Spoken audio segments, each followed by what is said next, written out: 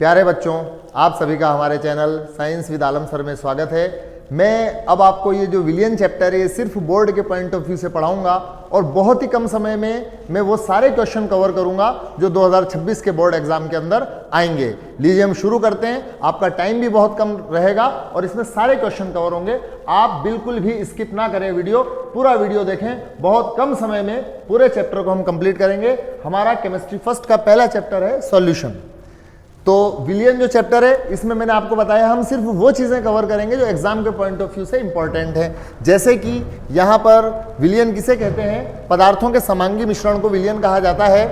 मैं आपको बताऊं कई मिश्र धातुएं होती हैं जो धातुओं से मिलकर बनी होती हैं। कई जैसे पीतल है तो पीतल जिंक और कॉपर से मिलकर बना होता है। यहाँ पे गलत छपा हुआ है निकल। जिंक और कॉपर से मिलकर क्या बनता है? पीतल बनता है। ध्यान रखना, हिंदी मीडियम की बुक में गलत छपा हुआ है, इसे सही कर लेना। दूसरी चीज है जर्मन सिल्वर। जर्मन सिल्वर बनता है कॉपर, जिंक और निकल से। ये क्वेश्चन पूछा जा सकता है। हम यहाँ पर सिर्फ वही चीजें डिस्कस करेंगे जो कि बोर्ड के एग्जाम के पॉइंट ऑफ व्यू से इंपॉर्टेंट है, ठीक है। इसके बाद जो फ्लोराइड आयन होते हैं, अगर इनकी सांद्रता 1 ppm है तो ये हमारे लिए फायदेमंद है, दांतों के क्षरण को रोकती है। और अगर 1.5 ppm यानी 1 से ज्यादा हो गई तो ये क्या होती है? पीलापन ले आती है, कुबड़ निकल जाती है। फ्लोराइड आयन की अगर अधिक सांद्रता है तो जैसे कि सोडियम फ्लोराइड, ये चूहों के जहर के लिए इसे उपयोग में लिया जाता है, ठीक है। तो आप साथ साथ बने रहें। इसके बाद है विलियनों के प्रकार। तो प्यारे बच्चों, विलियन 3 प्रकार के होते हैं, क्योंकि हम जानते हैं कि पदार्थ की 3 अवस्थाएं होती हैं, है ना। पदार्थ की 3 अवस्थाएं होती है। एक होती है गैस, एक होती है द्रव और एक होती है ठोस। तो अगर जैसे विलियन है, अब विलियन क्या चीज होती है? देखो बच्चों, जो विलियन होता है वो बनता है 2 चीजों से मिलकर, एक विलेय और दूसरा होता है विलायक, ठीक है। हम सिर्फ वही बात करेंगे जो बोर्ड के लिए इंपॉर्टेंट है, दूसरी बात नहीं करेंगे, ठीक है ना। तो विलेय वो होता है जो कि कम मात्रा में होता है और विलियन वो होता है जो कि अधिक मात्रा में होता है। जो अधिक होता है उसे विलायक कहते हैं, जो कम होता है उसे विलेय कहते हैं। विलेय और विलायक मिलकर क्या बनाते हैं? विलियन बनाते हैं। अब हम जानते हैं पदार्थ की 3 भौतिक अवस्थाएं होती हैं। एक होती है गैस, एक होती है द्रव, एक होती है ठोस, ठीक है ना। तो विलियन भी 3 प्रकार के होते हैं। एक होता है गैसीय विलियन, एक होता है द्रव विलियन और एक होता है ठोस विलियन।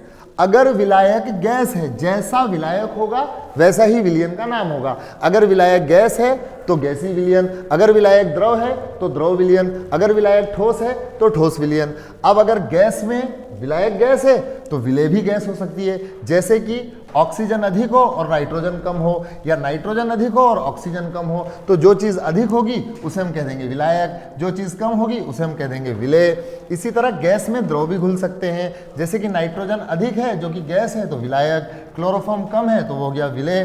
तो ये सारे 9 प्रकार के विलियन हैं और 9 प्रकार के इनके एग्जाम्पल हैं। इनमें से क्वेश्चन पूछा जा सकता है, ठीक है। अब जो विलियन है, कुछ विलियन गाढ़े होते हैं, कुछ विलियन पतले होते हैं। जो गाढ़े विलियन होते हैं उन्हें सांद्र विलियन कहा जाता है, जो पतले विलियन होते हैं उन्हें तनु विलियन कहा जाता है। यानी कि हम जानते हैं प्यारे बच्चों कि जो विलियन बनता है वो 2 चीजों से मिलकर बनता है। विलियन बनता है विलेय प्लस विलायक से, ठीक है। अब आप सपोज करो कि विलेय यानी 1 गिलास पानी है और उसमें 2 दाने शक्कर है या आधा चम्मच शक्कर है, तो इसका मतलब विलेय क्या है? कम है, और विलायक जो है वो अधिक है। अगर मान लीजिए उसी 1 गिलास पानी में हम 10 चम्मच शक्कर डाल दें तो विलायक क्या कर दिया हमने? अधिक मात्रा में कर दिया। तो जब विलायक कम होगा तो विलियन क्या होगा? तनु होगा। और जब विलेय कम होगा तो विलियन तनु होगा, और जब विलेय अधिक होगा तो विलियन कैसा होगा? सांद्र होगा। तो यानी विलियन में विलेय की मात्रा कितनी है, विलियन में विलेय की मात्रा कितनी है, इससे निर्धारित होता है कि विलियन की सांद्रता कितनी है। आपको इस बात को अच्छी तरह ध्यान रखना है कि विलियन 2 चीजों के मिलने से बनता है, विलेय और विलायक। किसी विलियन में विलेय जितना अधिक होगा वह विलियन उतना अधिक सांद्र होगा, और विलेय की मात्रा जितनी कम होगी वह विलियन उतना ही तनु होगा, ठीक है। तो अब विलियन की सांद्रता कितनी है, यानी विलियन में विलेय की मात्रा कितनी है, इस मात्रा को ज्ञात करने के लिए कई तरीके हैं। पहला तरीका द्रव्यमान प्रतिशत। द्रव्यमान प्रतिशत को आप शॉर्ट में समझो, अगर यूं समझेंगे बहुत लंबा टाइम लगेगा। द्रव्यमान प्रतिशत ऐसे समझो कि जैसे मान लीजिए 100 ग्राम तो विलियन का वजन है। अब द्रव्यमान प्रतिशत में याद रखना कि द्रव्यमान प्रतिशत में जो हम विलेय का वजन लेंगे वो भी द्रव्यमान लेंगे यानी ग्राम में लेंगे, और अपॉन विलियन का जो द्रव्यमान लेंगे वो भी ग्राम में लेंगे, यानी वेट अपॉन वेट है, यानी ऊपर भी द्रव्यमान आएगा और नीचे भी द्रव्यमान आएगा। जैसे सपोज करो 100 ग्राम विलियन है, एक गिलास के अंदर 100 ग्राम विलियन है, जिसमें कि 10 ग्राम क्या थी, मान लीजिए ग्लूकोज था 10 ग्राम या 10 ग्राम शक्कर थी। और तो जब 10 ग्राम शक्कर है तो जाहिर सी बात है पानी कितना होगा, 90 ग्राम होगा। तो 10 ग्राम शक्कर है और 90 ग्राम क्या था, पानी था। तो 90 ग्राम पानी में जब 10 ग्राम शक्कर मिली तो कुल विलियन कितना हो गया, 100 ग्राम। तो ऊपर लिखेंगे विलेय, विलेय कितना है 10 ग्राम और विलियन कितना है 100 ग्राम। तो ग्राम से ग्राम कटा और इंटू 100 से मल्टीप्लाई कर देंगे, 100 से 100 गया तो आंसर आ गया 10%। यानी अगर 100 ग्राम विलियन में 90 ग्राम पानी और 10 ग्राम शक्कर है तो इसका मतलब विलियन की सांद्रता कितनी है, विलियन की सांद्रता है 10%। ठीक है ना, यहां पर एग्जांपल दिया हुआ है। इसी तरह से जैसे वेट बाय वेट, अगर हम दोनों का आयतन लें, यानी जैसे हमने एक पैक बनाया, अगर हम पैक बनाया किसी ने, हम अपन तो नहीं बनाएंगे, लेकिन अगर पैक बनाया किसी ने और उस पैक में 90 ml तो पानी मिलाया और 10 ml उसमें क्या मिला लिया, अल्कोहल मिलाया, तो कुल विलियन कितना ml हो गया, 100 ml। विलियन इज इक्वल टू कितना हो गया प्यारे बच्चों, 100 ml। जब विलियन 100 ml हुआ तो हमें वेट बाय वेट परसेंटेज अगर ज्ञात करना है, जिसे हम कहते हैं आयतन प्रतिशत, तो आयतन प्रतिशत कैसे ज्ञात करेंगे कि कम कौन है, उसमें जो विलेय है, विलेय कितना है 10 ml, तो विलेय की सांद्रता सबसे पहले लिखेंगे ऊपर विलेय अपॉन टोटल विलियन का मतलब विलेय का आयतन ऊपर लिख देंगे, और विलियन का आयतन कितना हुआ 100 ml। ठीक, तो विलेय कितना है 10 ml और विलियन कितना है 100 ml और इंटू कितना कर देंगे 100, तो ml से ml गया, 100 से 100 गया, ये हुआ 10%। लेकिन क्या, volume by volume, volume by volume, यानी ऊपर भी आयतन है और नीचे भी आयतन है। इस प्रकार अपन आयतन प्रतिशत ज्ञात करेंगे। अगर मान लीजिए द्रव्यमान आयतन प्रतिशत ज्ञात करते हैं तो इसमें ऊपर द्रव्यमान ले लेते हैं और नीचे आयतन ले लेते हैं। अगर हमें पीपीएम ज्ञात करना है, देखो हमें बोर्ड के पॉइंट ऑफ व्यू से पढ़ना है, अगर हमें पीपीएम ज्ञात करना है, पीपीएम का मतलब होता है पार्ट पर मिलियन, तो अगर हमें पीपीएम ज्ञात करना है तो हमें क्या करना है कि जो भी विलेय है उसके भागों की संख्या कितनी है, मान लीजिए 100 है, ठीक है, और कुल कितने विलियन में उपस्थित समस्त अवयवों के भागों की कुल संख्या कितनी है, मान लीजिए 10 की घात 5 है, ठीक है ना। तो 100 तो क्या हो गई, जैसे कि सपोज करो एक एग्जांपल देता हूं कि ऑक्सीजन के 10 की घात 5 अणु हैं और उसमें 100 अणु किसके हैं, उसमें 100 अणु जो है वो है CO2 के। या इसको और एग्जांपल को थोड़ा सरल कर लो, मान लीजिए किसी गैस के कुल अणुओं की संख्या है 10 की घात 6 और उस गैस के अंदर 20 अणु किसके हैं, 20 अणु हैं सपोज कीजिए CO2 के हैं, ठीक है ना।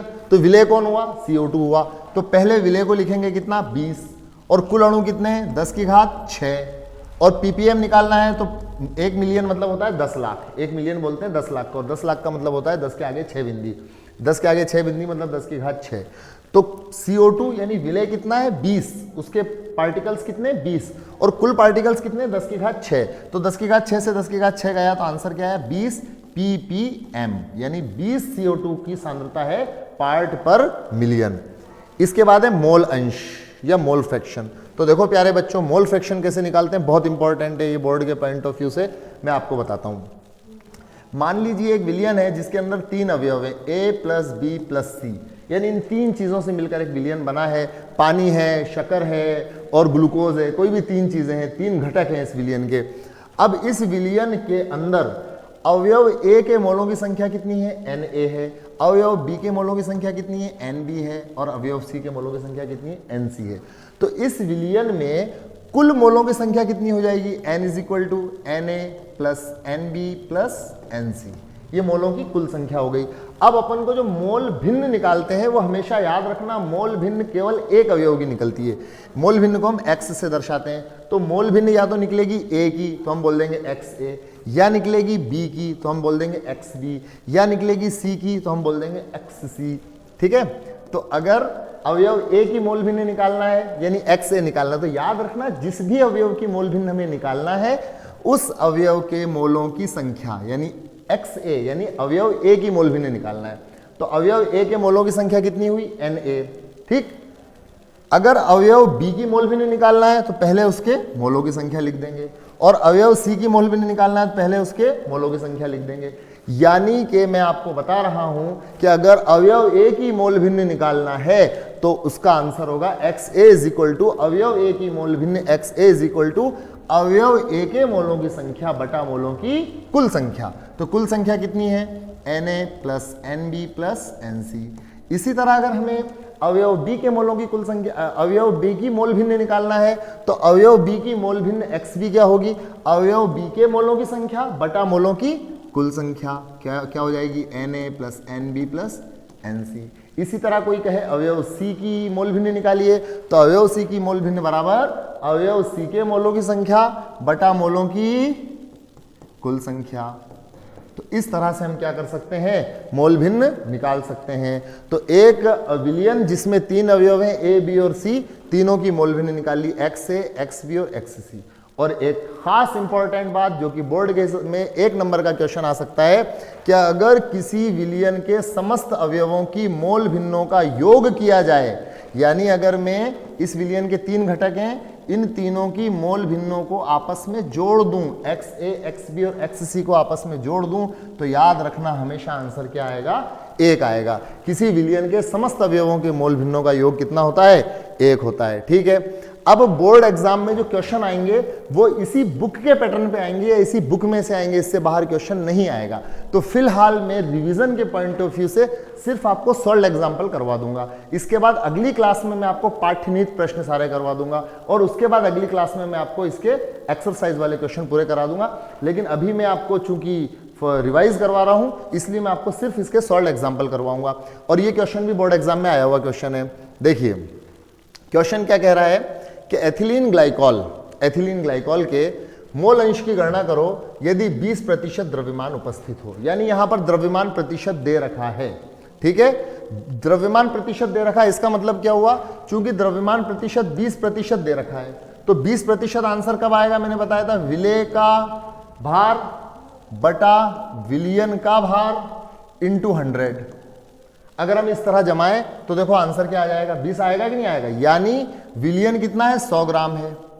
तो 100 ग्राम अगर विलियन है और उसमें 20% एथिलीन ग्लाइकोल है, इसका मतलब एथिलीन ग्लाइकोल कितना हुआ? 20 ग्राम हुआ।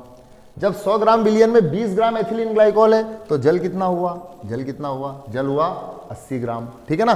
तो हमने ये 2 डाटा निकाले सबसे पहले कि एथिलीन ग्लाइकोल है 20 ग्राम और जल कितना है? 80 ग्राम। जब हम ये निकाल लेंगे तो एक बहुत इंपॉर्टेंट बात याद रखना कि जिंदगी में अगर किसी के भी आपको मोल निकालना है तो मोल निकालने का फॉर्मूला होता है भार बटा अणुभार। अब इस विलियन में 20 ग्राम तो एथिलीन ग्लाइकोल है और 80 ग्राम क्या है? जल है। तो एथिलीन ग्लाइकोल के हम मोल कैसे निकालेंगे? भार बटा अणुभार। तो एथिलीन ग्लाइकोल का भार कितना है? 20 ग्राम। अगर मैं लिखूंगा तो ज्यादा टाइम लगेगा। ठीक है ना। ये 20 ग्राम इसका भार है बटा इसका अणुभार कितना है? 62 अणुभार कैसे आया? देखो कार्बन का 12 दूनी 24, 24 से 28, 28 32, 28 और ऑक्सीजन का कितना हुआ? 12 दूनी 24, 24 और 6 30, 30 और 32 कितना हुआ? 62, ये 62 हो गया। तो भार बटा अणुभार से अपन ने पहले एथिलीन ग्लाइकोल के मोल निकाल लिए, फिर अपन ने क्या करा? जल के मोल निकाल लिए। जल के मोल कैसे निकालेंगे? वही भार बटा अणुभार। भार कितना है जल का? 80 ग्राम। जल का अणुभार कितना है? जल का अणुभार देखो जल होता है H2O, तो 1 + 1 2 और 16 18। तो जल का अणुभार कितना हो गया? 18।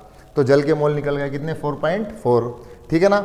अब हमें क्या निकालना है? मोल भिन्न निकालना है। तो मैंने क्या बताया था आपको? जिसकी भी मोल भिन्न निकालना है, ये नियम दिमाग में बिठा लो, जिसकी भी मोल भिन्न निकालना है उसके मोल बटा कुल मोल। तो देखो एथिलीन ग्लाइकोल की मोल भिन्न निकालना है तो एथिलीन ग्लाइकोल के मोल बटा कुल मोल मतलब इन दोनों को जोड़ दो, ये आंसर आ गया। इसी तरह अगर आपको जल की मोल भिन्न निकालना है तो जल के मोल बटा कुल मोल, ये आंसर आ गया। ठीक है। इसके बाद है मोलरता। तो बच्चों मोलरता किसे कहते हैं? याद रखना जीवन में जब भी आपको मोलरता निकालना हो तो मोलरता निकालने के लिए मोलरता को रिप्रेजेंट करते हैं कैपिटल M से।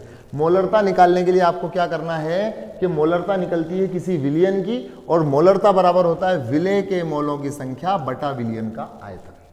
और ये आयतन हमेशा काय में लेना है? आपको लीटर में लेना है। बस मोलरता के लिए याद रखना विलेय के मोलों की संख्या बटा विलियन का आयतन काय में? लीटर में। जैसे कि देखो क्वेश्चन, उस विलियन की मोलरता की गणना कीजिए जिसमें 5 ग्राम NaOH 450 ml विलियन में घुला हुआ हो। मैंने क्या बताया? जब भी मोलरता ज्ञात करना है तो विलियन काय में लेना है? लीटर में।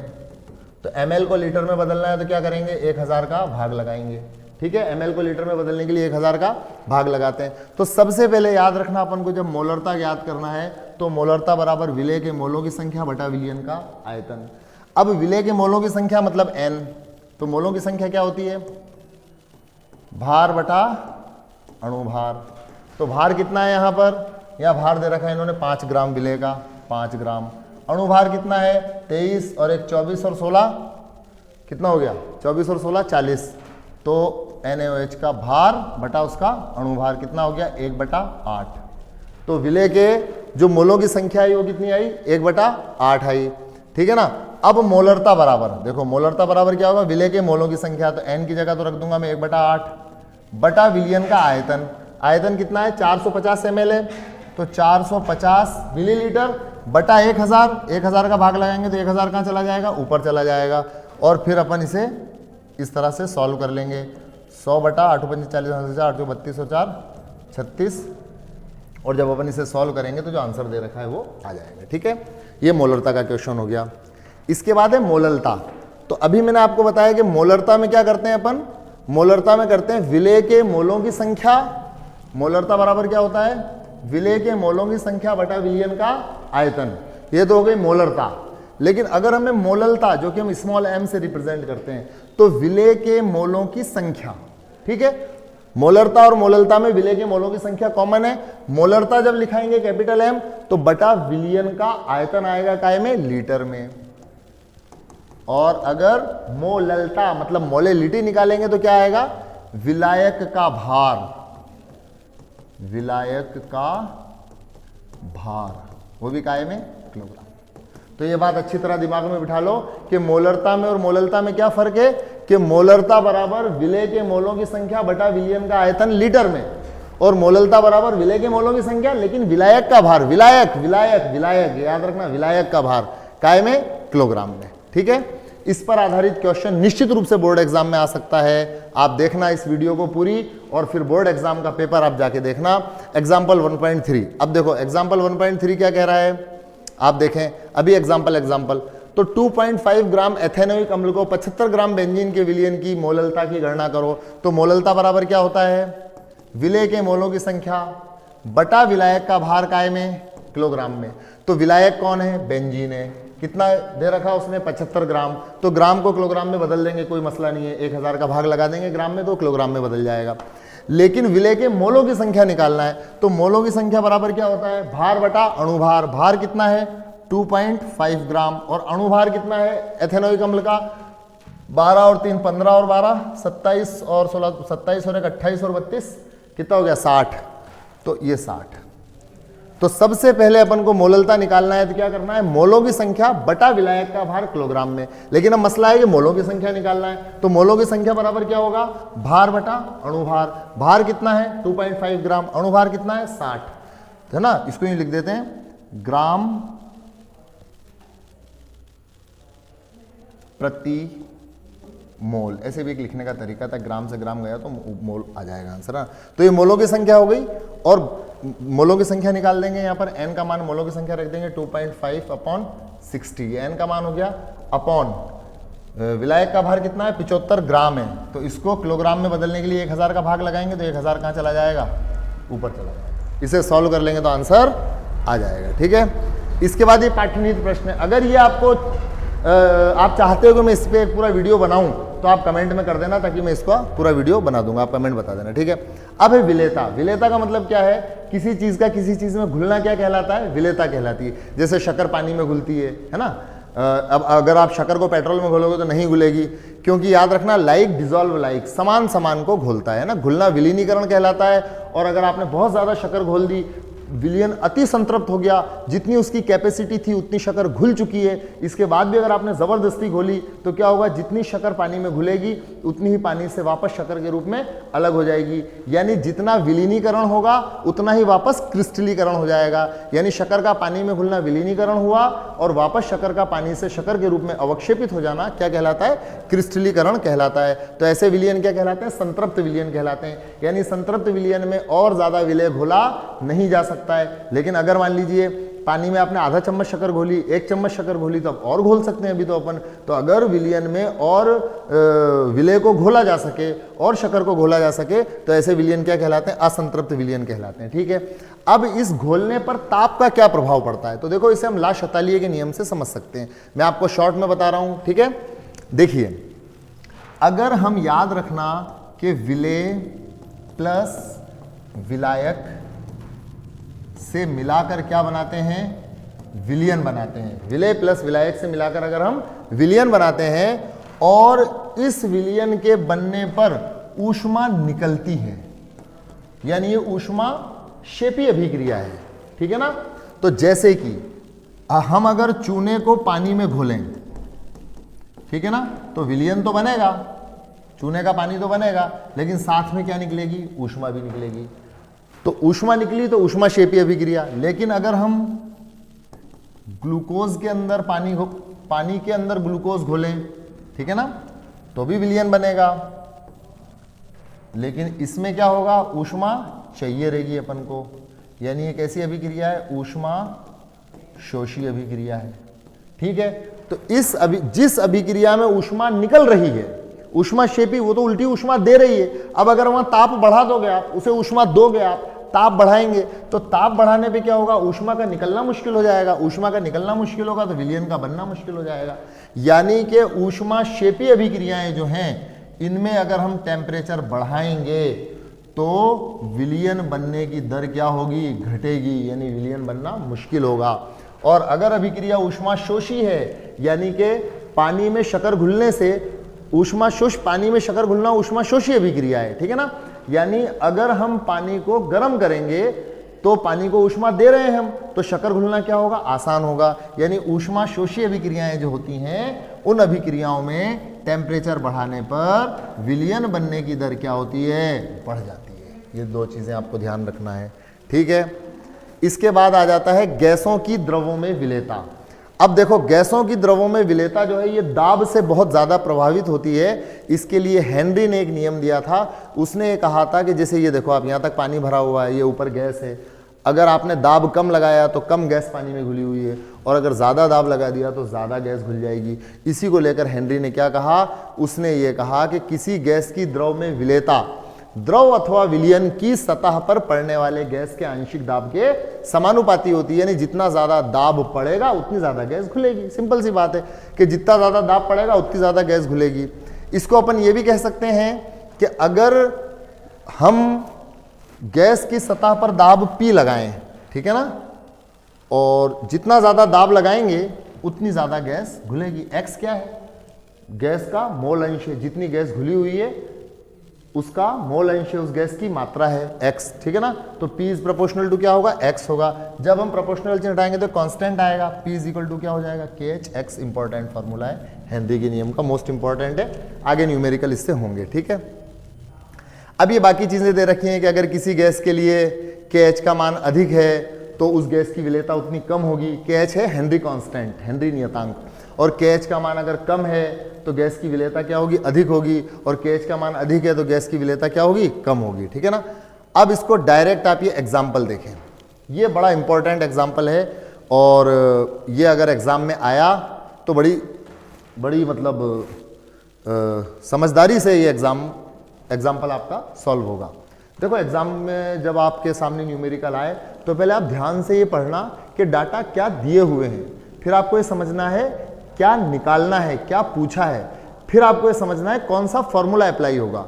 याद रखना न्यूमेरिकल वही आएंगे जो एनसीईआरटी के अंदर मौजूद हैं या उसी पैटर्न पे आएंगे। इससे बाहर न्यूमेरिकल कभी नहीं आया और कभी नहीं आएगा।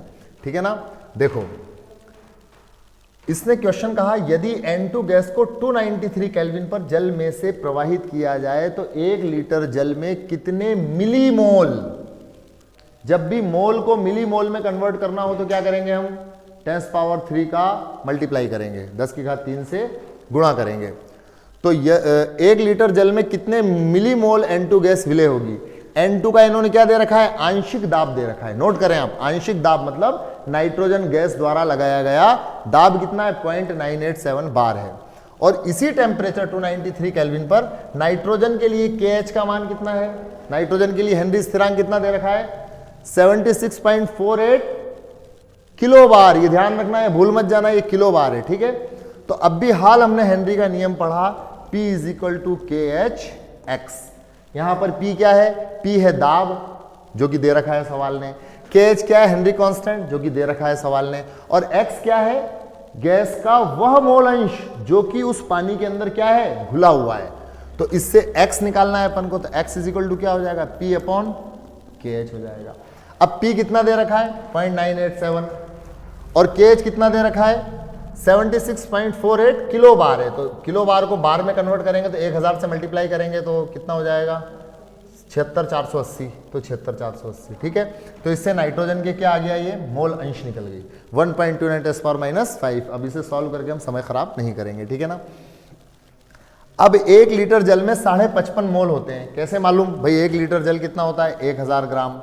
और मोलों की संख्या कैसे निकालते हैं? भार बटा अणुभार। तो भार हो गया 1000, अणुभार हो गया 18, 18 पंजे 90, 18 पंजे 90, 18 पंजे 90, जिंदगी भर करते रहो आप, ठीक है। तो 1 लीटर जल में हो गए 55.5 मोल, ठीक है ना। अब नाइट्रोजन का मोल अंश, किसी का भी मोल भिन्न या मोल अंश क्या होता है? मोल भिन्न बराबर जिसका भी मोल भिन्न निकालना है उसके मोल बटा कुल मोल। तो नाइट्रोजन के मोल बटा कुल मोल। तो नाइट्रोजन के मोल अपन जो निकालेंगे वो हमें मालूम नहीं है, नाइट्रोजन के मोल निकालना है। तो मान लें ये अज्ञात n है और कुल मोल कितने हैं? तो अब नाइट्रोजन जब जल के 55.5 मोल है तो उसमें थोड़ा बहुत नाइट्रोजन घुल भी जाएगा तो उस पर कोई फर्क नहीं पड़ेगा, इसलिए इस राशि को हम नगण्य मान लेते हैं। तो कुल मिला के ये आंसर आएगा। और ये हमने मोल भिन्न निकाल रखी है यहाँ पे ये। तो इस डाटा की सहायता से, यानी इस इक्वेशन की सहायता से हम नाइट्रोजन के मोलों की संख्या n हम क्या कर सकते हैं? ज्ञात कर सकते हैं। तो ये नाइट्रोजन के मोलों की संख्या हम ज्ञात कर लेंगे। इतने मोल आएंगे। इन मोल को काय में कन्वर्ट करना है? मिली मोल में कन्वर्ट करना है। तो मैंने बताया मोल को मिली मोल में कन्वर्ट करने के लिए 1000 से आप क्या कर दो? मल्टीप्लाई कर दो, आंसर आ जाएगा, ठीक है। फिर इसके बाद इन्होंने दे रखे हैं हेनरी के नियम के उपयोग। तो ये आप पढ़ लेना कि जो कोल्ड ड्रिंक्स होती हैं उनके अंदर अपन खोलते हैं ना ओपनर से, तो गैस बाहर निकलती है, तो हाई प्रेशर पे उसे पैक किया जाता है। गहरे समुद्र में जो गोताखोर जाते हैं तो उनके जो सिलेंडर होता है उसके अंदर सांस लेने के लिए जो गैस होती है, उस गैस का वो कंपोजिशन नहीं होता है जो कंपोजिशन हमारे यहाँ पर हम ले रहे हैं। क्यों? क्योंकि अगर हमने यही वाली गैस उनके सिलेंडर में भर दी तो आप सोचो जब समंदर के अंदर गोताखोर जाएगा और जब बहुत गहराई पे चले जाएगा तो उसके ऊपर कितने लाखों किलो पानी है, यानी उस सिलेंडर और उस गोताखोर के ऊपर कितना ज़बरदस्त प्रेशर पड़ा हुआ है। इतना तगड़े प्रेशर की वजह से जो गैस वो अंदर ले रहा है वो उसके पूरी बॉडी के ब्लड की एक एक सेल के अंदर जाकर गैस क्या हो जाएगी? घुल जाएगी। क्यों घुल जाएगी?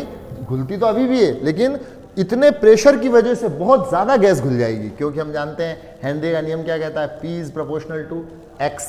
अब P is equal to KH(X). तो जितना ज़्यादा प्रेशर उतनी ज़्यादा गैस घुली रहेगी। तो अंदर तो कोई दिक्कत नहीं आएगी, लेकिन जैसे ही गोताखोर बाहर आएगा प्रेशर क्या होगा? कम होगा। उसकी हर सेल में से क्या होगा? जहां जहां उसके ब्लड के अंदर गैस घुली हुई है सब जगह से प्रेशर कम होने की वजह से एकदम गैस बाहर निकलेगी हर जगह से। तो जगह जगह उसके क्या होंगे? फपोले टाइप बन जाएंगे, जिन्हें अपन क्या कहते हैं? बैंड्स कहते हैं, ठीक है ना। और ये बहुत ही पीड़ादायक और जानलेवा होते हैं। इससे बचने के लिए जो सिलेंडर भरते हैं ना गोताखोरों का, उसका कंपोजिशन चेंज कर देते हैं। उसमें 11.7% हीलियम, 56.2% नाइट्रोजन और 32.1% यानी ये ऑक्सीजन का प्रतिशत क्या करते हैं? बढ़ा देते हैं और नाइट्रोजन का प्रतिशत कम करते हैं। इसके अलावा आपने देखा होगा जब हम ऊंचाई पे जाते हैं, कश्मीर वगैरह ऐसी जगह पे, नैनीताल वगैरह में, तो वहाँ पर जब ऑक्सीजन की डेंसिटी कम हो जाती है पहाड़ों पे, तो हम चूंकि मैदानी इलाकों के अगर रहने वाले लोग हैं तो वहाँ पर जब ऑक्सीजन कम होती है तो हमें जी घबराना, उल्टी आना और ऐसे चक्कर जैसे लक्षण आने लगते हैं। इन लक्षणों को क्या कहते हैं? एनॉक्सिया कहते हैं। ताप का प्रभाव मैं आपको बता ही चुका हूँ। इसके बाद है द्रवीय विलयनों का वाष्पदाब। तो द्रवीय विलयनों के वाष्पदाब को पहले अच्छी तरह से समझ लो आप। ये लंबा टॉपिक है लेकिन मैं आपको बहुत ही शॉर्ट में इसे समझा दूंगा। देखो, सिर्फ आपको हेनरी का नियम याद रखना है और वो नियम क्या है मैंने आपको बताया, P is proportional to X। P is proportional to X यानी P इज इक्वल टू क्या है? KH(X), ठीक है ना। इस हेनरी के नियम का आपको क्या करना है? ध्यान रखना है। अब द्रव विलयनों का वाष्पदाब ऐसे समझो आप, फॉर एग्जाम्पल कि एक बंद डब्बा है, इस डब्बे में पानी है और पानी के साथ पेट्रोल है। एक एग्जाम्पल, हाइपोथेटिकल एग्जाम्पल है, पेट्रोल है और पानी है, तो दोनों द्रव है। अब पानी की भी भाप बनेगी और पेट्रोल की भी वाष्प बनेगी और दोनों क्या करेंगे, प्रेशर डालेंगे। लेकिन हम जानते हैं कि पेट्रोल ज्यादा वाष्पशील है, तो पेट्रोल की वाष्प का प्रेशर ज्यादा रहेगा और पानी की वाष्प का प्रेशर क्या रहेगा, कम रहेगा, क्योंकि पानी क्या है, कम वाष्पशील है। अच्छा, अगर इस डब्बे में सिर्फ पानी होगा तो प्रेशर किसका होगा, सिर्फ पानी की वाष्प का होगा। अगर इस डब्बे में सिर्फ पेट्रोल होगा तो प्रेशर किसका होगा, सिर्फ पेट्रोल की वाष्प का होगा। ठीक है ना। तो अब इस चीज को आप, इस एग्जाम्पल को ध्यान में रखें और मेरी बात को यहां पर समझें। मान लीजिए पानी और पेट्रोल नाम ना देकर एक नाम दे दें हम अवयव 1 और एक को नाम दे दें अवयव 2। ठीक है ना।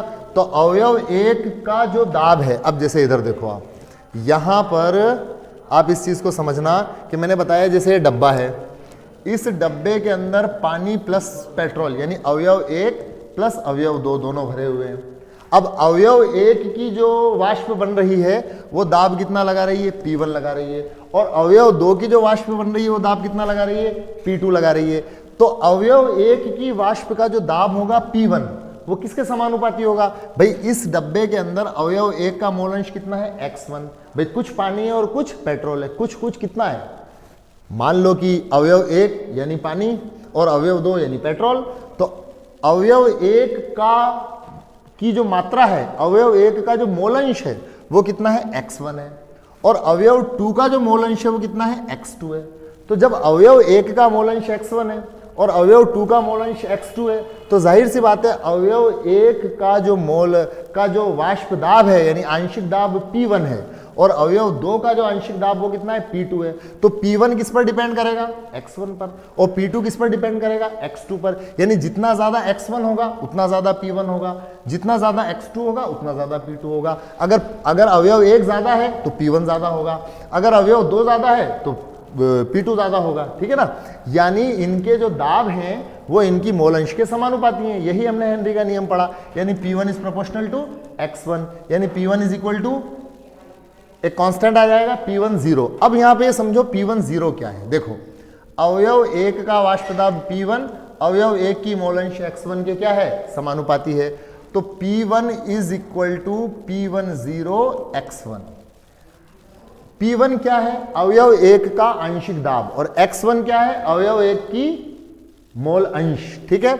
और P1 0 क्या है, P1 0 अवयव 1 का वह वाष्प दाब है जबकि इस डब्बे में सिर्फ अवयव 1 होता।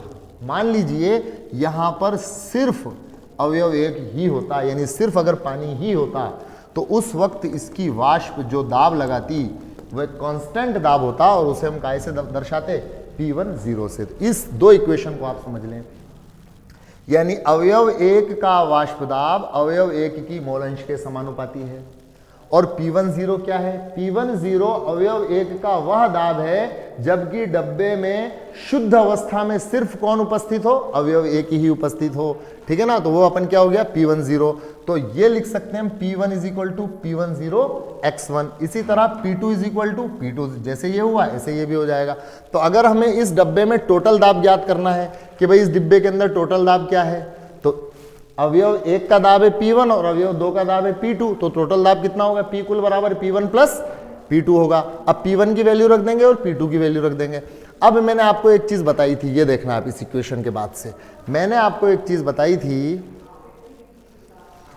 क्या बताई थी मैंने, कि समस्त अवयवों के मोल अंशों का योग हमेशा कितना होता है, 1 होता है। तो x1 इज इक्वल टू क्या लिख सकता हूं मैं, 1 माइनस x2। तो यहां पर x1 की जगह क्या लिख दिया, 1 माइनस x2, और P1 0 की जगह क्या लिखा हुआ, P1 0, x2 की जगह x2, P2 0 की जगह P2 0। अब अगर आप देखेंगे यहां पर, तो जब हम इस ब्रैकेट को खोलेंगे तो ये P1 0 एकम P1 0 और P1 0 का माइनस x2 से, तो यानी ये दोनों साथ आ जाएंगे और ये दोनों, तो इन दोनों में हम x2 को कॉमन ले लेंगे, तो क्या बचेगा, P2 0 माइनस P1 0 बचेगा। ठीक है, ये इक्वेशन आ जाएगी। अब ये इक्वेशन हमें क्या समझाती है, ये इक्वेशन हमें क्या समझाती है, हमें इस चीज को समझना है। देखो ये इक्वेशन हमें यह समझाती है कि किसी भी विलयन का कुल वाष्प दाब जो है वो उसके किसी एक अवयव के मोल अंश x1 या x2 से संबंधित कर सकते हैं। ठीक है ना। और अवयव 2 के साथ देखो कैसे, इस ग्राफ को आप समझ लो, पूरी बात समझ में आ जाएगी, बाकी अपन लंबा करेंगे तो चैप्टर बहुत लंबा हो जाएगा। देखो ये ग्राफ समझ लो, पूरी बात समझ में आ जाएगी। देखना प्यारे बच्चों, यहां पर सिर्फ अवयव एक मौजूद है, क्योंकि x1 कितना दे रखा 1 है ना, और x2 कितना है 0, यानी x2 है ही नहीं। सिर्फ कौन है यहां पर? अवयव एक। यानी सपोज करो सिर्फ पानी है, तो जब सिर्फ पानी है तो वाष्प किसकी बनेगी? सिर्फ पानी की बनेगी। और जब सिर्फ पानी की वाष्प बनेगी तो दाब किसका होगा? सिर्फ पानी का। शुद्ध अवस्था में कितना होता है? P1 0। यानी ये ऐसी कंडीशन है कि इस डिब्बे के अंदर केवल अवयव एक ही मौजूद है, बस। ठीक। और इस वाली कंडीशन पे अगर आ जाए अपन इस जगह पर, ये जगह ये बता रही है कि डब्बे के अंदर सिर्फ अवयव 2 मौजूद है, कुकर के अंदर। तो जब सिर्फ पेट्रोल है तो वाष्प किसकी बनेगी? सिर्फ पेट्रोल की बनेगी। तो वाष्प दाब किसका होगा? सिर्फ पेट्रोल का होगा। कितना होगा? P2 0। ठीक है ना। अच्छा, यहां पे आप देख रहे होगे P1 0 थोड़ा नीचे है और P2 0 थोड़ा ऊपर है। ऐसा क्यों है? क्योंकि मैंने आपको बताया कि पेट्रोल की वाष्प ज्यादा बनती है, अवयव 2 अधिक वाष्पशील है, इसलिए इसका वाष्प दाब क्या है? शुद्ध अवस्था में अधिक है। अवयव 2 क्या है? कम वाष्पशील है, इसलिए इसका वाष्प दाब क्या है? कम है। तो पानी की वाष्प कम बनती है तो वाष्प दाब कम, पेट्रोल की वाष्प अधिक बनती है तो वाष्प दाब क्या है? अधिक है। ठीक है ना। इसका वाष्प दाब क्या है? अधिक है, इसलिए थोड़ा सा P2 0 कहां पर है? ऊपर है। अब यहां पर केवल अवयव एक है और यहां पर केवल अवयव 2 है, लेकिन इन दोनों के बीच में अवयव 1 भी है और अवयव 2 भी है। यानी जैसे ही हम यहां से इस जगह से आगे चलेंगे तो क्या होगा कि पानी की मात्रा कम होने लगेगी और पेट्रोल की मात्रा बढ़ने लगेगी। तो देखो, जैसे ही अपन आगे की तरफ जाएंगे तो पानी का वाष्प दाब क्या होगा? घटने लगेगा। P1 क्या हो गया? कम होने लगा। और पेट्रोल यानी अवयव 2 का वाष्प दाब क्या हुआ? बढ़ने लगा। और बढ़ते जैसे जैसे बढ़ता जाएगा वैसे वैसे ये घटता जाएगा। और एक बिंदु पर जब 100% पेट्रोल है तो केवल कौन है? P2 0। और P1 0 क्या हो गया? वहां पर 0 हो गया। यानी अब सिर्फ अवयव 2 उपस्थित है, अवयव 1 मौजूद नहीं है। यही इस पूरे का क्या है? सार है, जो मैंने आपको बताया है। ठीक है। अब इस पर अब एक चीज और देखो आप, यहां पर ये बताया गया है, ये फॉर्मूले में देखो, अगर मान लीजिए ये जैसे मैंने आपको बताया ये कुकर है, पैक डिब्बा है, इसके अंदर अवयव 1 भी है, x1 उसके मोल अंश है, और अवयव 2 भी है, उसके मोल अंश है x2। अवयव 1 का वाष्प दाब कितना है? P1। और अवयव 2 का वाष्प दाब कितना है? P2। और टोटल वाष्प दाब कितना है? P कुल बराबर P1 प्लस P2 है। ये P कुल बराबर क्या हो गया? P1 plus P2। लेकिन कुछ अवयव यहां पर द्रव अवस्था में है, x1 और x2। जो पानी और पेट्रोल है द्रव भी है, और पानी और पेट्रोल की क्या है? वाष्प भी है। ठीक है ना। अब मान लो कि अवयव 1 की जो वाष्प है, उस वाष्प के जो मोल अंश हैं यहां पर, द्रव अवस्था में तो x1 x2 है, लेकिन वाष्प अवस्था में मोल अंश कितना है? y1 और y2। तो याद रखना कि जो P1 है वो इज प्रोपोर्शनल होगा P कुल के, और P2 भी is sorry P1 is proportional होगा किसके? y1 के, और P2 इज प्रोपोर्शनल होगा किसके? y2 के। यानी यहां पर जो दाब है वो दाब y1 और y2 पर डिपेंड करेगा। यानी y1 और y2 क्या है? y1 और y2 भी मोल अंश है। अब आप बोलोगे साहब x1 और x2 क्या है? ये भी मोल अंश है, लेकिन x1 और x2 है द्रव अवस्था में मोल अंश, जितने हमने मिलाए थे। लेकिन इनमें से सबकी भाप तो नहीं बन गई, जिनकी भाप बनी है वो भाप के रूप में, यानी वाष्प के रूप में, जो वाष्प वेपर कंडीशन के अंदर वाष्प के रूप में अवयव 1 के मोल अंश कितने हैं? y1 है, और अवयव 2 का मोल अंश कितना है? y2 है। ठीक है ना। और अवयव 1 का आंशिक दाब कितना है? P1 है, और अवयव 2 का आंशिक दाब कितना है? P2 है। तो P1 इज इक्वल टू क्या होगा? y1 P कुल, और P2 इज इक्वल टू क्या होगा? y2 P कुल, और P3 is equal to P4। इसी तरह इसको सामान्य रूप से क्या लिख सकते हैं? Pi is equal to y1 P कुल। ठीक है। तो इन्हीं फॉर्मूलों को ध्यान में रख के ये एक सवाल है, एग्जाम्पल 1.5। ठीक है। अब इसके अंदर क्या है, जैसे अपन ने वहां पर अवयव 1 और अवयव 2 लिए थे, ऐसे यहां पर भी अवयव 1 और अवयव 2 के रूप में इस सवाल में क्लोरोफॉर्म और डाइक्लोरोमेथेन को दिया गया है। अब सवाल को पढ़ें अपन। 298 केल्विन पर क्लोरोफॉर्म CHCl3 और डाइक्लोरोमेथेन CH2Cl2, इनके वाष्प दाब 200 mmHg और 415 mmHg है। यानी एक तो हो गया अवयव 1 और एक हो गया अवयव 2। तो ये इसका वाष्प दाब कितना हो गया? P1 और ये कितना हो गया P2। ठीक है, वाष्प दाब, अच्छा ये शुद्ध अवस्था में है ये, ठीक है ना। तो जब ये शुद्ध अवस्था में इनके वाष्प दाब हैं, तो अब ये सवाल ये कर रहा है कि शुद्ध अवस्था में तो ये हो गया P1 0, फिर ये हो गया P2 0। ठीक है, ये शुद्ध अवस्था में वाष्प दाब। अब इन दोनों को मिला दिया, किसको, क्लोरोफॉर्म और डाइक्लोरोमेथेन। देखो क्वेश्चन को समझो पहले, जब कुकर के अंदर सिर्फ क्लोरोफॉर्म है, अवयव एक क्लोरोफॉर्म, तो उसका वाष्प दाब कितना है 200। तो ये अवयव एक का वाष्प दाब, शुद्ध अवस्था में वाष्प दाब क्या माना था हमने, P1 0। अगर कुकर के अंदर सिर्फ डाइक्लोरोमेथेन है तो इसका वाष्प दाब कितना है 415 mmHg। ये अवयव 2 मान लिया, तो अवयव 2 का शुद्ध अवस्था में वाष्प दाब कितना है P2 0। तो P1 0 P2 0 जो वहां थे वो यहां पर है। ठीक है, या इन्हें हम ये भी कह सकते हैं, P1 0 और P2 0 की बजाय, ये तो मैंने आपको समझाने के लिए बताया, ये हम ये भी कह सकते हैं कि P0 ऑफ क्लोरोफॉर्म और P0 ऑफ CH2Cl2, मतलब डाइक्लोरोएथेन। ठीक है, ये बात यहां तक समझे हम क्वेश्चन को। अब क्वेश्चन क्या कह रहा है हमसे कि अगर 25.5 ग्राम क्लोरोफॉर्म और 40 ग्राम डाइक्लोरोमेथेन को हम मिला दें, डाइक्लोरोमेथेन इन दोनों को मिला दें, समझे, यानी शुद्ध अवस्था में इसका वाष्प दाब इतना था और इसका वाष्प दाब इतना था, ये सवाल ने दे दिया। लेकिन अब इसने क्या कहा कि अगर हम एक बॉक्स लें, एक कुकर लें और उस कुकर में इन दोनों को मिला दें, 25.5 ग्राम तो क्लोरोफॉर्म रखें, ठीक है साहब, 25.5 ग्राम क्लोरोफॉर्म है और 40 ग्राम क्या है, डाइक्लोरोएथेन है। ठीक है, तो इन दोनों को मिलाने से, यानी 25.5 ग्राम प्लस 40 ग्राम, इन दोनों को मिलाने से एक विलियन बनेगा। इस विलियन की क्या बनेगी, वाष्प बनेगी। तो ये यूं कह रहा है, इस विलियन के वाष्प दाब की गणना कीजिए, किस पर, 298 पर। अच्छा साहब, अब वाष्प प्रावस्था में प्रत्येक अवयव के मोल अंश की गणना कीजिए, यानी जो इनकी वाष्प बनेगी उनके लिए अपन को क्या ज्ञात करना है, y1 और y2 भी ज्ञात करना है, जो मैं भी आपको ऊपर बता चुका हूं, आप वीडियो को रिवर्स करके देख लेना। ठीक है, अब देखो, सबसे पहले मैं आपको शॉर्ट में बता देता हूं वरना सवाल बहुत लंबा हो जाएगा। सबसे पहले आपको यहां पर इसके मोल निकालना है और इसके भी मोल निकालना है। ठीक है ना, तो मोल कैसे निकालते हैं, भार बटा अणुभार, भार बटा अणुभार, तो ये मोल आ गए। जब मोल आ जाएंगे तो कुल मोल आ जाएगा, कुल मोल आ जाएगा तो मोल अंश आ जाएंगे। ठीक है, मोल अंश कैसे निकालते हैं, जिसके भी मोल भिन्न निकालना है, मोल अंश निकालना, उसके मोल बटा कुल मोल।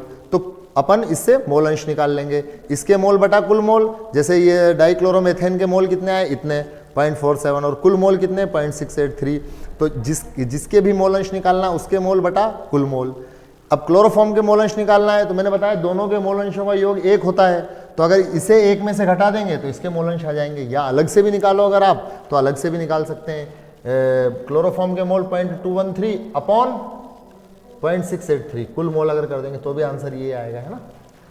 अब इसके बाद वो जो समीकरण हमने पढ़ी थी, जहां पर P कुल बराबर क्या था, P1 0 P2 0 minus P1 0 x2, तो वहां पर अपन एक को P1 और एक को P2 अपन ने अवयव 1 और अवयव 2 मान लिया था, तो P1 0 P2 0 के मान रख के अपन P कुल निकाल लेंगे। जब P कुल निकाल लेंगे तो मैंने अभी आपको बताया था कि P1 बराबर क्या था, y1 P कुल, P2 बराबर क्या था, y2 P कुल। तो y1 बराबर क्या हो जाएगा, y1 बराबर क्या हो जाएगा, P1 अपॉन P कुल। तो ये यहां पर हम P1 और P कुल का मान रखकर y1 और y2 निकाल लेंगे। ठीक है, इस तरह इस सवाल को आप करना। नहीं आए समझ में तो मुझे कमेंट में बताना, मैं दोबारा भी से बता दूंगा। ठीक है, आप देखना अच्छी तरह। अब राउल्ट का नियम है, तो याद रखना राउल्ट का नियम जो है हेनरी के नियम की एक विशेष स्थिति है, बस और कुछ नहीं है। इसमें राउल्ट के नियम के अनुसार किसी विलयन में उसके वाष्पशील घटक का वाष्प दाब जो है इस फॉर्मूले से दिखाते हैं, तो लगभग सेम ही है, आप इसे पढ़ लेना, कोई खास बात नहीं है इसके अंदर, है ना, क्योंकि अपन को एग्जाम के पॉइंट ऑफ व्यू से करना है, चैप्टर पूरा करना है आज अपन को। ठीक है ना। अब है ठोस पदार्थों का द्रवों में विलयन एवं उनका वाष्प दाब।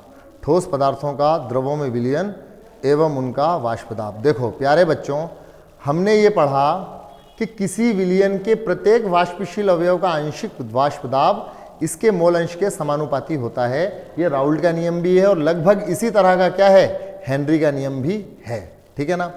अब आप एक बात सोचो, मैं आपको बताता हूं, सुनो, कि ठोस पदार्थों का द्रवों में विलयन एवं उनका वाष्प दाब में मैं आपको एक चीज़ ये बताता हूं कि देखो,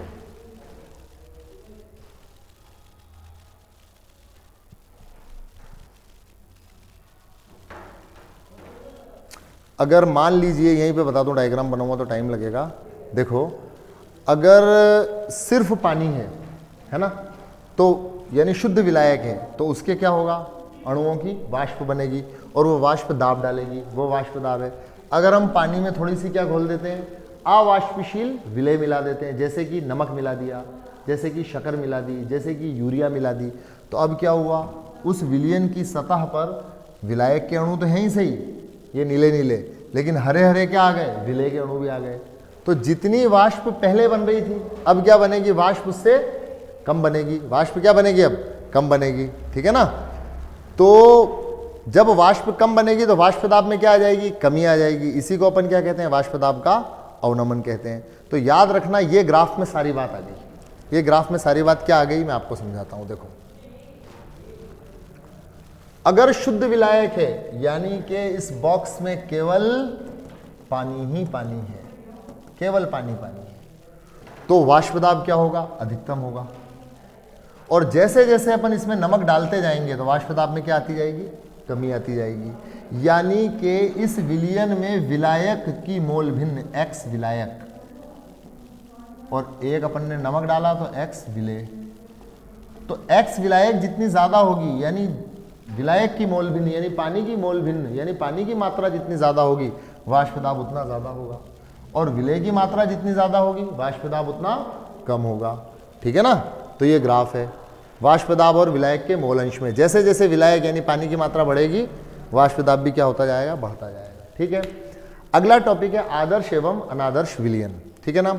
देखिए, आदर्श विलयन क्या होता है, आदर्श विलयन वो होता है जो कि राउल्ट और हेनरी के नियम का हर सांद्रता पर पालन करता हो, उसे हम क्या कहते हैं, आदर्श विलयन कहते हैं। याद रख लो, 12th बोर्ड के एग्जाम के पॉइंट ऑफ व्यू से अभी आपको सिर्फ ये बात याद रखना है कि ऐसे विलयन जो सभी सांद्रताओं पर राउल्ट के नियम का पालन करते हैं क्या कहलाते हैं, आदर्श विलयन कहलाते हैं। जब आदर्श विलयन जो होते हैं, इनको बनाने के दौरान एंथैल्पी परिवर्तन डेल्टा एच और आयतन परिवर्तन डेल्टा वी दोनों का मान क्या होता है, शून्य होता है। याद रखना, ये क्या है, आदर्श विलयन है। अनादर्श विलयन किसे कहते हैं, जो आदर्श ना हो वो विलयन क्या कहलाते हैं, अनादर्श विलयन कहलाते हैं। अब अनादर्श विलयन फिर दो प्रकार के होते हैं। अगर इनका वाष्प दाब जो आदर्श विलयन थे, यानी जिनसे जिस तरह आदर्श विलयन होना चाहिए था, अगर विलयन बनने के बाद इनका वाष्प दाब ज्यादा होता है, यानी जो वाष्प दाब होना चाहिए उससे ज्यादा वाष्प दाब दर्शाते हैं, तो इन्हें कहा जाता है कि धनात्मक विचलन प्रदर्शित करने वाले। और अगर इनका वाष्प दाब घट जाता है तो क्या होते हैं, ऋणात्मक विचलन प्रदर्शित करने वाले। तो आपको एग्जाम्पल ध्यान रखना है आदर्श विलयन और अनादर्श विलयन के, और धनात्मक विचलन प्रदर्शित करने वाले और ऋणात्मक विचलन प्रदर्शित करने वालों का। तो मैं दोबारा बता देता हूं, आदर्श विलयन क्या है, जो राउल्ट और हेनरी के नियम का पालन करते हैं सभी सांद्रताओं पर, वो तो हो गए आदर्श विलयन। और जब हम आदर्श विलयन बनाते हैं तो एंथैल्पी और आयतन दोनों परिवर्तन क्या होते हैं, शून्य होते हैं। और अनादर्श विलयन क्या होते हैं, अनादर्श विलयन वो होते हैं जो कि राउल्ट के नियम द्वारा, राउल्ट के नियम के हिसाब से जो ग्राफ अपन ने खींचा था ना, वहां पे ऐसा ग्राफ नहीं आता है। या तो उनका वाष्प दाब राउल्ट के नियम के वाष्प दाब से ज्यादा आएगा, या राउल्ट के नियम के वाष्प दाब से कम आएगा। अगर राउल्ट के नियम के वाष्प दाब से ज्यादा वाष्प दाब आता है विलयन का, तो हम कहेंगे ऐसे विलयन कैसा विचलन प्रदर्शित कर रहे हैं, धनात्मक विचलन प्रदर्शित कर रहे हैं। और अगर इनका वाष्प दाब राउल्ट के नियम के वाष्प दाब से कम आता है, तो हम बोलेंगे कैसा विचलन प्रदर्शित कर रहे हैं, ऋणात्मक। तो देखो, धनात्मक विचलन के लिए ग्राफ क्या आएगा, ऊपर की तरफ, क्योंकि वाष्प दाब अधिक है, और ऋणात्मक के लिए क्या हो जाएगा, नीचे की तरफ, क्योंकि वाष्प दाब क्या है, कम है। अब ये ध्यान रखना आप कि लगभग आदर्श विलयन जो होते हैं, वैसे तो 100% कोई सा नहीं होता, लेकिन फिर भी लगभग आदर्श विलयन की तरह व्यवहार करने वाले विलयन कौन से होते हैं, ये आपसे एग्जाम में अगर पूछें तो आप बोलेंगे एन हेक्सेन और एन हेप्टेन। इन दोनों का विलयन क्या होता है, लगभग आदर्श विलयन है। ब्रोमोएथेन और क्लोरोएथेन लगभग क्या है, आदर्श विलयन है। बेंजीन और टोलुइन लगभग क्या है, आदर्श विलयन है, लगभग, है ना। इसी तरह अगर आपसे पूछे कि भाई धनात्मक विचलन दर्शाने वाले, तो देखो धनात्मक विचलन कौन दर्शाएगा, धनात्मक विचलन वो दर्शाएगा कि विलयन बनने के बाद अणुओं के बीच में आकर्षण क्या हो जाए, कम हो जाए। जब अणुओं के बीच में आकर्षण कम हो जाएगा तो वाष्प क्या बनेगी, ज्यादा बनेगी। जब वाष्प ज्यादा बनेगी तो कौन सा विचलन दर्शाएंगे, धनात्मक विचलन दर्शाएंगे।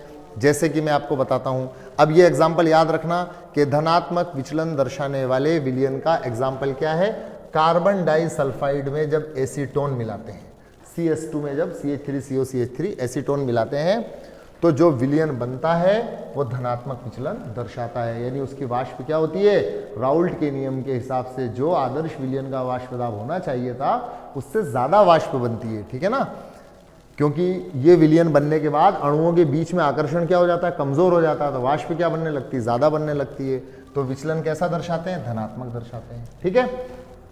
और अगर मान लीजिए जैसे कि मैं आपको बताऊं कि एसीटोन और ट्राइक्लोरोमेथेन है, एसीटोन और क्लोरोफॉर्म है, CHCl3 है ना, ट्राइक्लोरोमेथेन कह दो या क्लोरोफॉर्म कह दो एक ही बात है ना। तो जो एसीटोन और जब क्लोरोफॉर्म को आपस में मिलाते हैं तो जितना आकर्षण एसीटोन एसीटोन के बीच में था, जितना आकर्षण क्लोरोफॉर्म क्लोरोफॉर्म के बीच में था, उससे ज्यादा आकर्षण होता है किसके बीच में, एसीटोन और क्लोरोफॉर्म के आपस में आकर्षण बढ़ जाता है। क्यों बढ़ जाता है आप देख रहे हैं, क्योंकि हाइड्रोजन बंध बन जाता है, तो हाइड्रोजन बंध बनने से आकर्षण बढ़ गया, जब आकर्षण बढ़ गया तो अणु चिपक गए, जब अणु चिपक गए तो वाष्प कम बनेगी, जब वाष्प कम बनेगी तो कौन सा विचलन दर्शाएंगे, ऋणात्मक विचलन दर्शाएंगे, ठीक है। तो इस तरह आप आदर्श विलयन के धनात्मक विचलन दर्शाने वालों के और ऋणात्मक विचलन दर्शाने वालों के क्या रखेंगे, उदाहरण याद रखेंगे। इसके बाद एक क्वेश्चन 2 नंबर का बोर्ड एग्जाम में जो आता है, बहुत इंपॉर्टेंट क्वेश्चन है, जनरली इस पे ध्यान नहीं जाता है, वो क्वेश्चन क्या है आप देखें, स्थिर क्वाथी किसे कहते हैं, स्थिर क्वाथी किसे कहते हैं, इसके प्रकार बताइए। तो देखो बच्चों, स्थिर क्वाथी ऐसे दो विलयन होते हैं जो एक ही ताप पर साथ में भाप बन रही है उनकी, जैसे कि आप अगर एल्कोहल 95% एल्कोहल है ना, और उस एथेनॉल है 95% एथेनॉल है, और इसके अंदर जो वाटर मिला हुआ है 5%, तो अब आप ये डब्बा लो, ये अपने डब्बा लिया, इसके अंदर 95% एथेनॉल प्लस 5% वाटर है, C2H5OH, ठीक है। इसको जब हम गर्म करेंगे तो अब ऐसा नहीं होगा कि पहले एथेनॉल की वाष्प बन गई और पानी रह गया है, पहले वाष्प पानी की बन गई और एथेनॉल, नहीं, दोनों की वाष्प क्या होगी, साथ साथ बनेगी। ठंडा करेंगे तो दोनों वापस साथ साथ ठंडे होंगे, यानी अब इनको अलग अलग नहीं किया जा सकता, ये हमेशा साथ रहेंगे, बिल्कुल लपक के जोड़ बैठ गया ये, है ना। तो जब साथ साथ अगर वाष्प बन रही है ना, तो ऐसे विलयन अब क्या कहलाएंगे प्यारे बच्चों, स्थिर क्वाथी कहलाएंगे, ठीक है। और स्थिर क्वाथी भी कितने प्रकार के होते हैं, 2 प्रकार के होते हैं, एक होता है न्यूनतम क्वथनांकी स्थिर क्वाथी, ठीक, एक होता है अधिकतम क्वथनांकी स्थिर क्वाथी। न्यूनतम क्वथनांकी स्थिर क्वाथी वो होता है जो धनात्मक विचलन प्रदर्शित कर रहा है। अब आप समझना, जब धनात्मक विचलन प्रदर्शित कर रहा है मतलब वाष्प क्या बन रही है, ज्यादा बन रही है, ज्यादा बन रही है मतलब क्वथनांक क्या है, कम है। तो अगर धनात्मक विचलन प्रदर्शित करेगा तो वो है न्यूनतम क्वथनांकी स्थिर क्वाथी, और अगर वाष्प कम बन रही है तो इसका मतलब विचलन कौन सा है, ऋणात्मक है। और जब ऋणात्मक विचलन प्रदर्शित कर रहा है यानी वाष्प कम बन रही है, वाष्प कम बन रही है मतलब क्वथनांक क्या हो गया, अधिक हो गया, तो क्या हो गया वो अधिकतम क्वथनांकी स्थिर क्वाथी। तो स्थिर क्वाथी किसे कहते हैं, आगे बात समझ में। स्थिर क्वाथी मतलब ऐसे लिक्विड्स, ऐसे द्रव जिनकी वाष्प एक ही टेम्परेचर पे साथ साथ बन गई। अब इन्हें प्रभाजी आसमान से अलग अलग कर ही नहीं सकते अपन भाई। अगर मान लो यहां पर ये है पानी और ये है एथेनॉल, अगर ऐसा होता है कि भाई साहब आपकी वाष्प बन रही है 100 डिग्री सेंटीग्रेड पे और आपकी बन रही है 80 डिग्री सेंटीग्रेड पे, तो अलग अलग कर लेते। पहले एथेनॉल की वाष्प बन जाती, एथेनॉल अलग, और अपन 80 डिग्री तक टेम्परेचर ले जाते, 81 डिग्री तक ले जाते, और क्या होता, एथेनॉल निकल जाता और पानी रह जाता।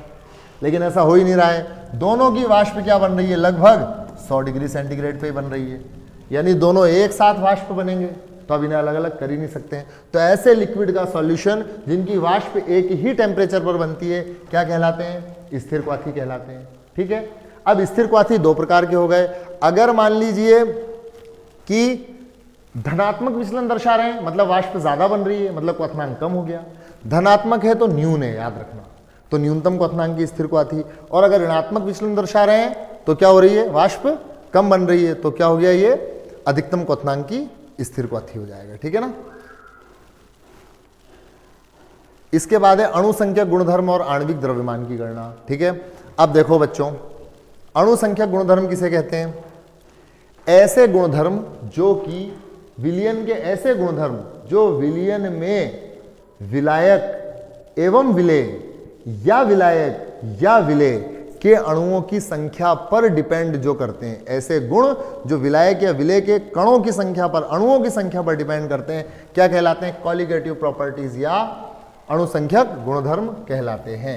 इन अणुसंख्यक गुणधर्मों से अपन आणविक द्रव्यमान की गणना भी करेंगे। तो यहां पर आप डेफिनेशन देख लें कि 4 गुणधर्म हैं, ये लिखा हुआ है ना, कि जो अणुओं की अणुसंख्यक गुणधर्म कहते हैं, कणों की प्रकृति पर नहीं डिपेंड करते हैं बल्कि उनकी संख्या पर डिपेंड करते हैं, जो कि कणों की संख्या पर डिपेंड करें, प्रकृति पर डिपेंड ना करें, ऐसे गुणधर्म क्या कहलाते हैं? अणुसंख्यक गुणधर्म कहलाते हैं। ये कितने हैं? 4 हैं। एक है वाष्प दाब का आपेक्षिक अवनमन, एक है हिमांक का वाष्प दाब का आपेक्षिक अवनमन, एक है हिमांक का अवनमन, एक है क्वथनांक का उन्नयन, और चौथा क्या है? परासरण दाब है। अब इनमें से क्वेश्चन क्या आता है? इनमें से क्वेश्चन आता है इनकी डेफिनेशन और इनके फॉर्मूले पर बेस्ड क्वेश्चन आता है। इवन सेकंड ग्रेड और फर्स्ट ग्रेड में भी क्वेश्चन आया है।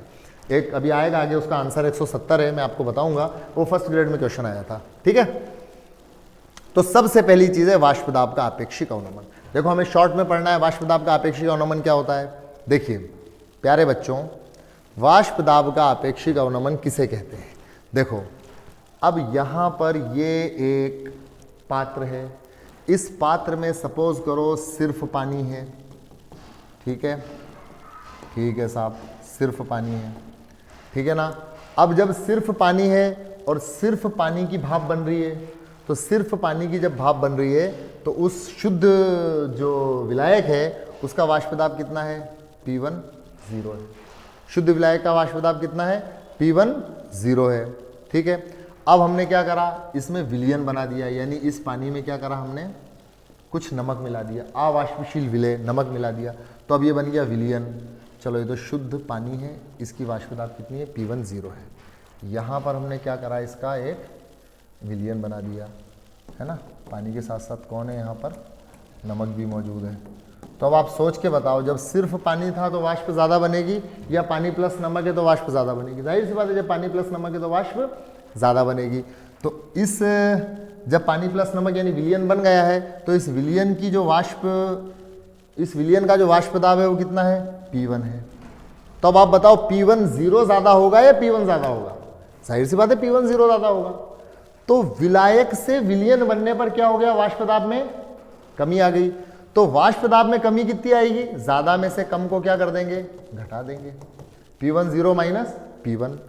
जब P1 0 माइनस P1 करेंगे तो क्या आ जाएगा? Delta P1। ये अपन ने पहले ही पढ़ा था, है ना, कि P1 is proportional to x1, वहां पे पढ़ा था ना। तो P1 is equal to P1, है ना। तो अब वाष्प दाब में कमी कितनी आई है? P1 0 minus P1। अब P1 की जगह क्या रख दिया अपन ने? P1 0 x1।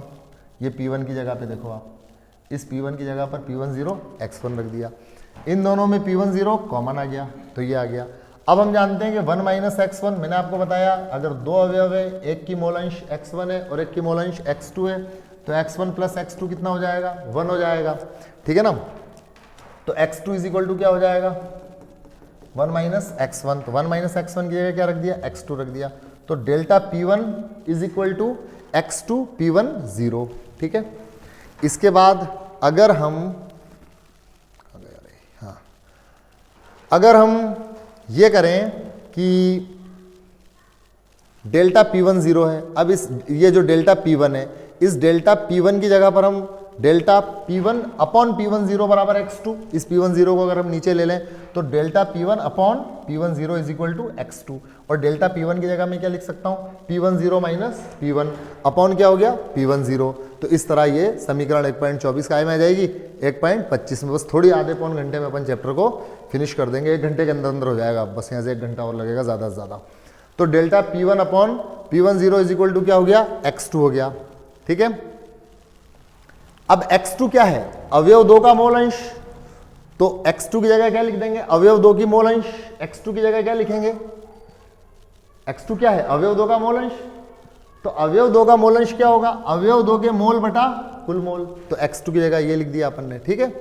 और चूंकि अगर विलयन बहुत तनु है तो इस N2 को, यानी मान लो 100 लीटर पानी में 5 ग्राम नमक घोला आपने, तो अब नमक के मोल क्या है 100 लीटर पानी के आगे? यानी कि विलेय के मोल N2 जो इसमें जो है नीचे, है ना, हर के रूप में नीचे जो है यहाँ पर, इनको अपन नगण्य मान सकते हैं।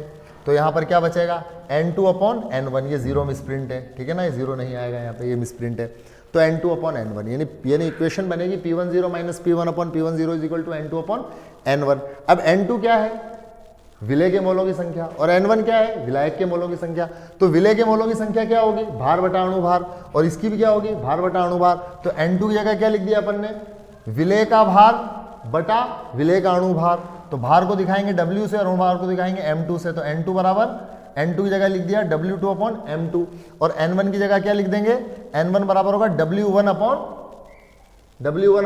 M1, तो उल्टा हो जाएगा M1 अपॉन W1। तो इस फॉर्मूले से क्वेश्चन आएगा बोर्ड एग्जाम में, ध्यान रखना, 100% आएगा, 100% आएगा, इस चीज को ध्यान रखना।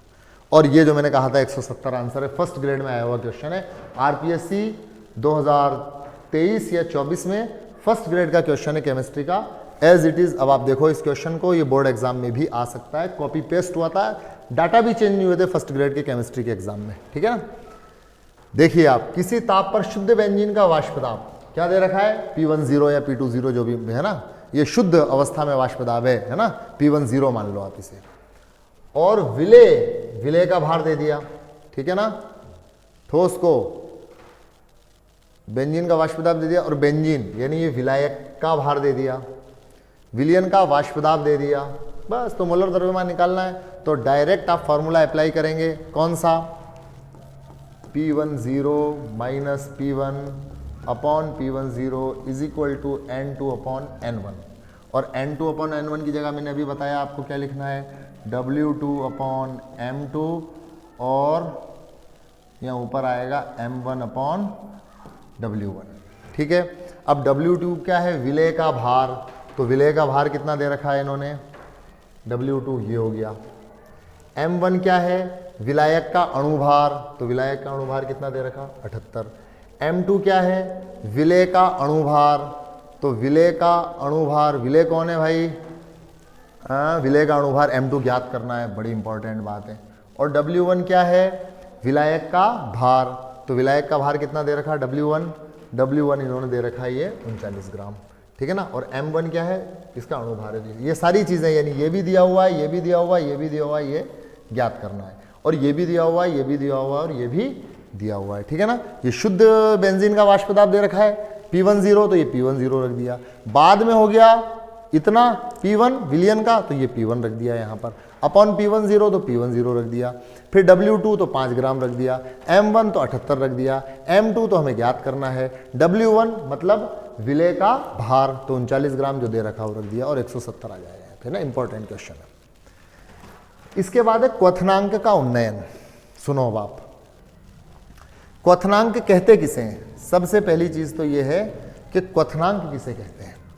देखो बच्चों, क्वथनांक वैसे जनरली क्या बताते हैं कि भाई जिस ताप पर कोई द्रव उबलने लगे उसे उसका क्वथनांक कहते हैं, ठीक है। लेकिन इसकी एग्जैक्ट डेफिनेशन क्या है कि मैंने पानी रखा है इस बर्तन में, अब ये पानी प्यारे बच्चों 100 डिग्री सेंटीग्रेड पर उबलने लगता क्यों है, क्यों उबलने लगता है, क्योंकि जब हम इसका ताप बढ़ाते हैं तो इसका वाष्प दाब क्या होता है, बढ़ता है, और जब इसका वाष्प दाब वायुमंडलीय दाब के बराबर हो जाता है, जिस टेम्परेचर पर किसी भी द्रव का वाष्प दाब वायुमंडलीय दाब के बराबर हो जाए, यानी ये तो वाष्प दाब है और ये क्या है, वायुमंडलीय दाब है, जिस टेम्परेचर पर ये दोनों बराबर हो जाएंगे वो टेम्परेचर इस द्रव का क्या कहलाएगा, क्वथनांक कहलाएगा, ठीक है।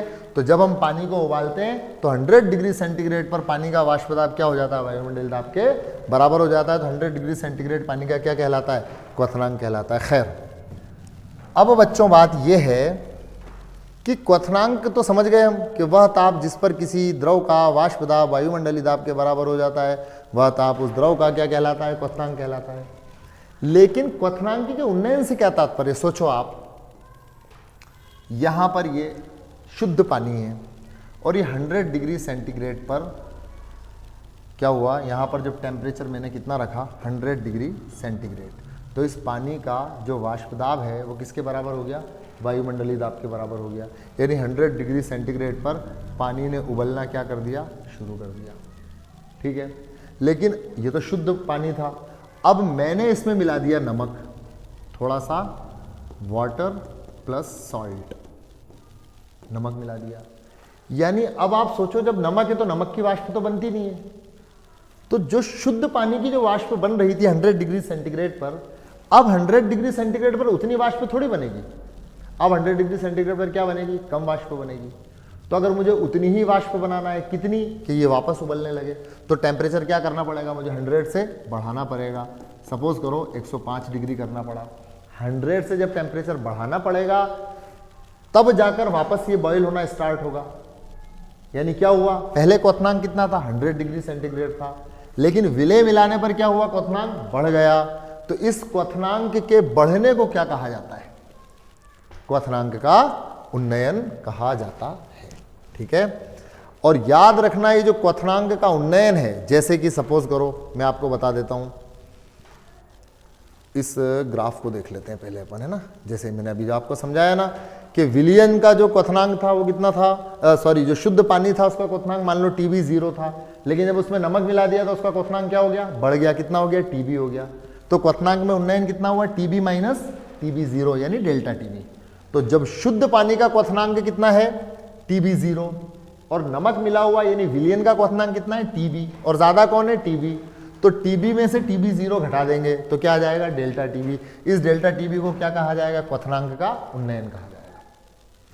अब ये क्वथनांक का उन्नयन किस पे डिपेंड करता है, भाई जितना ज्यादा नमक मिलाओगे उतना ज्यादा क्वथनांक का उन्नयन होगा। यानी delta TB is proportional to किसके है, विलय की मात्रा। विलय की मात्रा मतलब सांद्रता, सांद्रता यहां पर ले रहे हैं मोललता के रूप में, ठीक है ना। तो क्वथनांक का उन्नयन प्यारे बच्चों डिपेंड करता है किस पर, मिलाए गए विलय की मात्रा यानी उस विलयन की मोललता पर। तो delta TB is proportional to small m, और जब प्रोपोर्शनल का चिन्ह हटेगा तो कांस्टेंट आएगा KB। इस KB को हम कहते हैं क्वथनांक उन्नयन स्थिरांक, या मोलल उन्नयन स्थिरांक, या एब्यूलोस्कोपिक कांस्टेंट भी इसे कहा जाता है। इसकी यूनिट भी आपसे पूछी जा सकती है, ठीक है ना। अब मान लीजिए इसकी यूनिट नहीं भी याद है तो भी कोई बात नहीं, आप निकाल सकते हैं आराम से। जैसे आपको अगर फॉर्मूला याद है कि delta TB is equal to KB into मोललता, है ना। तो देखो आपसे पूछा KB की यूनिट क्या है, तो KB बराबर ये KB का मात्रक क्या है, डेल्टा TB अपॉन m। अब डेल्टा TB मतलब टेम्परेचर रहती है तो हो गया केल्विन। अब मोललता क्या होती है, मोललता हम जानते हैं विलय के मोलों की संख्या बटा विलायक का भार किलोग्राम में, मतलब मोललता बराबर हो गई मोल बटा किलोग्राम। तो यहाँ पर किलोग्राम बटा मोल उल्टा हो जाएगा। तो देखो KB की यूनिट क्या हो जाएगी, kelvin into kilogram upon mole, kelvin into kilogram upon mole, ठीक है ना। इस तरह आप यूनिट निकाल सकते हैं।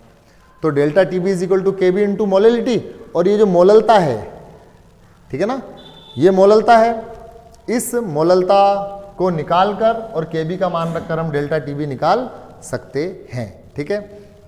ये मोललता का फॉर्मूला है, ये मोललता का फॉर्मूला देखो, delta TB is equal to KB, और ये मोललता, मोललता बराबर क्या है, विलय के मोलों की संख्या W2 अपॉन M2 अपॉन विलायक का भार। विलायक का भार W1, अगर ये ग्राम में है तो 1000 से मल्टीप्लाई करेंगे ताकि किलोग्राम में बदल जाए। तो ये मोललता का फॉर्मूला है, ये ऐसा कैसे फॉर्मूला यहाँ पुट कर दो आप तो ये फॉर्मूला आ जाएगा। और जब ये फॉर्मूला आ जाएगा तो हमेशा याद रखना 100% क्वेश्चन में जो आपसे पूछा जाएगा वो इस फॉर्मूले में M2 की वैल्यू, मतलब ये जब M2 को इधर ले जाएंगे तो डेल्टा TB इधर आ जाएगा। देखो M2 इधर गया, डेल्टा TB कहाँ गया, नीचे आ गया।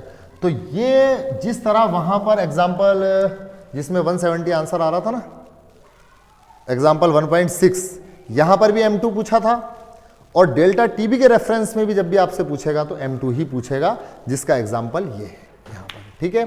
कि एक सॉस पैन में 18 ग्राम ग्लूकोज को 1 किलोग्राम जल में घोला गया है, और इस दाब पर यह जल किस ताप पर उबलेगा, यानी इसका क्वथनांक पूछा है, KB का मान इन्होंने दे रखा है।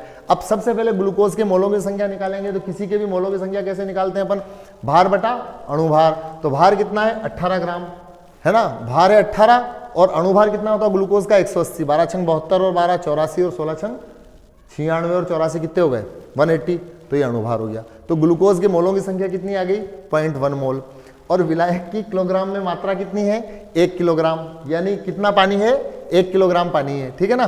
तो अब ग्लूकोज की मोललता, तो मोललता कैसे निकालेंगे, मोलों की संख्या बटा विलायक का भार किलोग्राम में, तो 0.1 अपॉन 1 करेंगे तो मोललता कितनी आएगी, 0.1 ही आएगी। अब हम जानते हैं डेल्टा TB मिसप्रिंट हो रहा है, delta TB is equal to KB into मोललता। तो के बी कितना दे रखा सवाल ने 0.52, तो 0.52 रख दिया, इनटू मोललता ये अपन ने निकाल लिया, आंसर आ गया। अब ये क्या है, डेल्टा टीबी है, ये मिसप्रिंट हो रहा है, ठीक है ना, ये डेल्टा टीबी है, सुनना ध्यान से, सुनो गौर से दुनिया वालों, ये क्या है भाई, ये है डेल्टा टीबी। जब डेल्टा टीबी आ गया तो अपन ने क्या निकाल लिया, यहां पर क्वथनांक में उन्नयन निकाला है, तो क्वथनांक में उन्नयन डेल्टा टीबी बराबर क्या होता है, विलयन का क्वथनांक माइनस शुद्ध विलायक का क्वथनांक, ठीक है ना। तो इसने क्या कहा कि यह दाब पर यह जल किस ताप पर उबलेगा, तो किस ताप पर उबलेगा, देखो आप इसका क्वथनांक पूछा है इन्होंने, दाब पर यह जल किस ताप पर उबलेगा, जल के लिए इनने ये बोल दिया है, ठीक है ना। तो विलियन यानी कि डेल्टा टीबी शुद्ध विलियन का वाष्प दाब। अब जब शुद्ध जल था तो शुद्ध जल उबल रहा था कितने पे, 100 डिग्री सेंटीग्रेड, मतलब 373.15 पर शुद्ध जल इस पे उबल रहा था, लेकिन क्वथनांक का उन्नयन कितना हो गया, इतना हो गया, तो अब कितने पे उबलेगा, ये प्लस इस पर उबलेगा, ठीक है। यानी हम ये कह सकते हैं कि इनने टीबी पूछा है हमसे, तो टीबी बराबर क्या हो जाएगा, डेल्टा टीबी प्लस इधर लेंगे इसे तो टीबी 0, ठीक है। तो 373.15 में हम डेल्टा टीबी को जोड़ देंगे और आंसर आ जाएगा। इंपॉर्टेंट क्वेश्चन है ना। अब इसी तरह अगला क्वेश्चन भी इसी तरह का है, देखो आप पहले क्वेश्चन को समझना है, फिर मैंने कहा जब भी पूछेगा M2 पूछेगा, तो देखो इधर बेंजीन का क्वथनांक दे रखा है इसने, बेंजीन का क्वथनांक मतलब क्या दे रखा है इसने, बेंजीन का क्वथनांक दे रखा है मतलब मान लो P1 0 दे रखा है, ठीक है। 180 ग्राम अवाष्पशील विलेय यानी W2 दे रखा है विलेय, 90 ग्राम बेंजीन यानी W1 दे रखा है, विलयन का क्वथनांक बढ़कर इतना हो जाता है, यानी इसने क्या दे रखा है, अच्छा क्वथनांक है ना, तो ये दे रखा है TP0 और ये क्या दे रखा है TB दे रखा है, ठीक है ना। तो विलेय के मोलर द्रव्यमान मतलब M2 की गणना करो, बेंजीन के लिए Kb का मान, तो मैंने आपको बताया था कि फॉर्मूला क्या लगाना है, डेल्टा TB = Kb इंटू मोललता के, अब है ना। तो डेल्टा टीबी कैसे निकालेंगे अपन, डेल्टा टीबी है विलयन का क्वथनांक माइनस शुद्ध विलायक का क्वथनांक, तो विलयन जो ज्यादा है उसका क्वथनांक माइनस कम, तो विलयन का क्वथनांक कितना है 354.11, और जो शुद्ध विलायक था यानी बेंजीन था उसका क्वथनांक कितना है 353.23, तो क्वथनांक का उन्नयन कितना हो गया 0.88, है ना।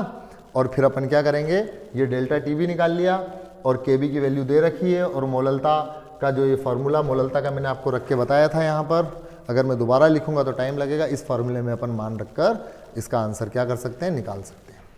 अगली हेडिंग है हमारी क्या, हिमांक का अवनमन।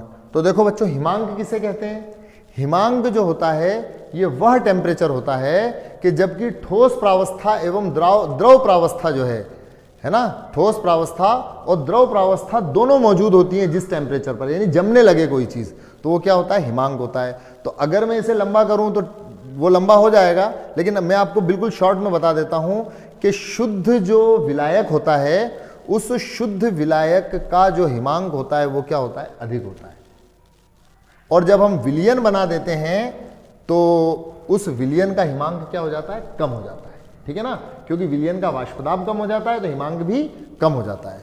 तो हिमांक में कमी कितनी होती है भाई, शुद्ध विलायक का हिमांक कितना है, शुद्ध विलायक का हिमांक कितना है TF0 और विलयन का हिमांक कितना है TF।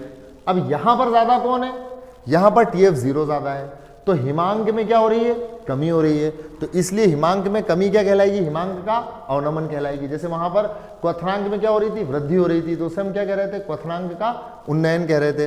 तो हिमांक जो कि हिमांक जो शुद्ध विलायक का है वो कितना है TF0 है, और विलयन का हिमांक कम है कितना है TF है, तो हिमांक में कमी कितनी होगी TF0 माइनस TF, जिसे हम कहेंगे डेल्टा TF। तो जैसे वहां पर डेल्टा TB = KBM था, ऐसे यहाँ पर डेल्टा TF = KFM हो जाएगा, M फॉर वही मोललता आएगी। KF को हम क्या कहेंगे, हिमांक अवनमन स्थिरांक या मोलल अवनमन स्थिरांक या क्रायोस्कोपिक कांस्टेंट, जैसे वहां पर एब्यूलोस्कोपिक कांस्टेंट कह रहे थे, ठीक है। बाकी सेम वो का वही होगा, वही मोललता का फॉर्मूला आएगा और वही M2, वहां पर K भी था, यहाँ KF हो जाएगा, वहाँ डेल्टा T भी था, यहाँ डेल्टा TF हो जाएगा, ठीक है। और इस तरह से हम इसका मान निकाल सकते हैं। इस पर आधारित आप देखो ये एक सवाल है, ये बड़ा इंपॉर्टेंट क्वेश्चन है। इस क्वेश्चन को हम एग्जाम्पल 1.9 को हम करेंगे। तो आप देखें कि 45 ग्राम एथिलीन ग्लाइकोल को 600 ग्राम जल में मिलाया गया, विलयन के हिमांक का उन्नमन एवं हिमांक की गणना कीजिए। तो देखो यहाँ पर 45 ग्राम एथिलीन ग्लाइकोल लिया, 600 ग्राम जल में घोला तो विलयन बन गया। अब इस विलयन में क्या हुई, हिमांक में अवनमन कितना है और इस विलयन का हिमांक कितना है, दोनों के आपको बहुत आसान क्वेश्चन है, कोई कठिन बात नहीं है। सबसे पहले आप क्या करेंगे, हम जानते हैं कि हिमांक अवनमन का संबंध किससे है। मैंने अभी हाल आपको बताया कि मैंने तुमको क्या बोला था, मैंने तुमको बोला था कि हिमांक delta TF is proportional to मोललता। तो delta TF is equal to KF into मोललता, यानी हिमांक के अवनमन का संबंध किससे है, मोललता से है, ठीक है ना। तो सबसे पहले अपन को क्या निकालना है, विलयन की मोललता निकालना है, ठीक है ना।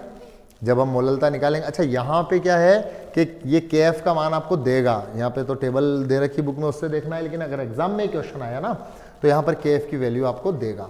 तो सबसे पहले आपको मोललता निकालने के लिए मोल बटा विलायक का द्रव्यमान किलोग्राम में चाहिए। तो मोल कैसे निकालेंगे, पहले मोल निकालो। तो मोल बराबर भार बटा अणुभार, मोल निकल गए। जल 600 ग्राम है तो किलोग्राम में बदल दिया, ये हो गया। अब ये भी निकाल लिया और ये भी निकाल लिया, ठीक है। तो ये क्या है, एथिलीन के मोल हो गए और ये जल का किलोग्राम में द्रव्यमान हो गया, ठीक है ना। तो ये 0.73 अपॉन, इससे अपन ने क्या निकाल ली, मोललता निकाल ली। Delta TF is equal to KF into मोललता, तो ये डेल्टा TF आ गया। जब डेल्टा TF आ गया यानी हिमांक में कितनी कमी आई है, तो पहले हिमांक कितना था, 273.15 था, कमी कितनी हुई, 2.2 हुई। तो अब कितना हो गया, 273.15 में से 2.2 अपन क्या कर देंगे, माइनस कर देंगे, तो आंसर आ जाएगा अपना, ठीक है। इसी तरह से अगला क्वेश्चन है एग्जाम्पल 1.10। इसमें जो क्वेश्चन दे रखा है कि एक वैद्युत अपघट्य के 1 ग्राम को 50 ग्राम बेंजीन में घोलने पर इसके हिमांक में 0.40 केल्विन की कमी हो जाती है। बेंजीन का हिमांक अवनमन स्थिरांक 5.12 किलो केल्विन किलोग्राम प्रति मोल है। विलय का मोलर द्रव्यमान ज्ञात कीजिए। तो डायरेक्ट फॉर्मूला रखना है M2 का, जो मैं बता चुका हूँ, डायरेक्ट आंसर आ जाएगा। अगर नहीं आए तो फिर आप कमेंट कर देना, अगली वीडियो में मैं बता दूंगा। परासरण दाब एवं परासरण, तो परासरण और परासरण दाब को हम समझ लेते हैं, बहुत ही आसान है ये। देखिए, चलो पहले उधर समझा देता हूं आपको परासरण।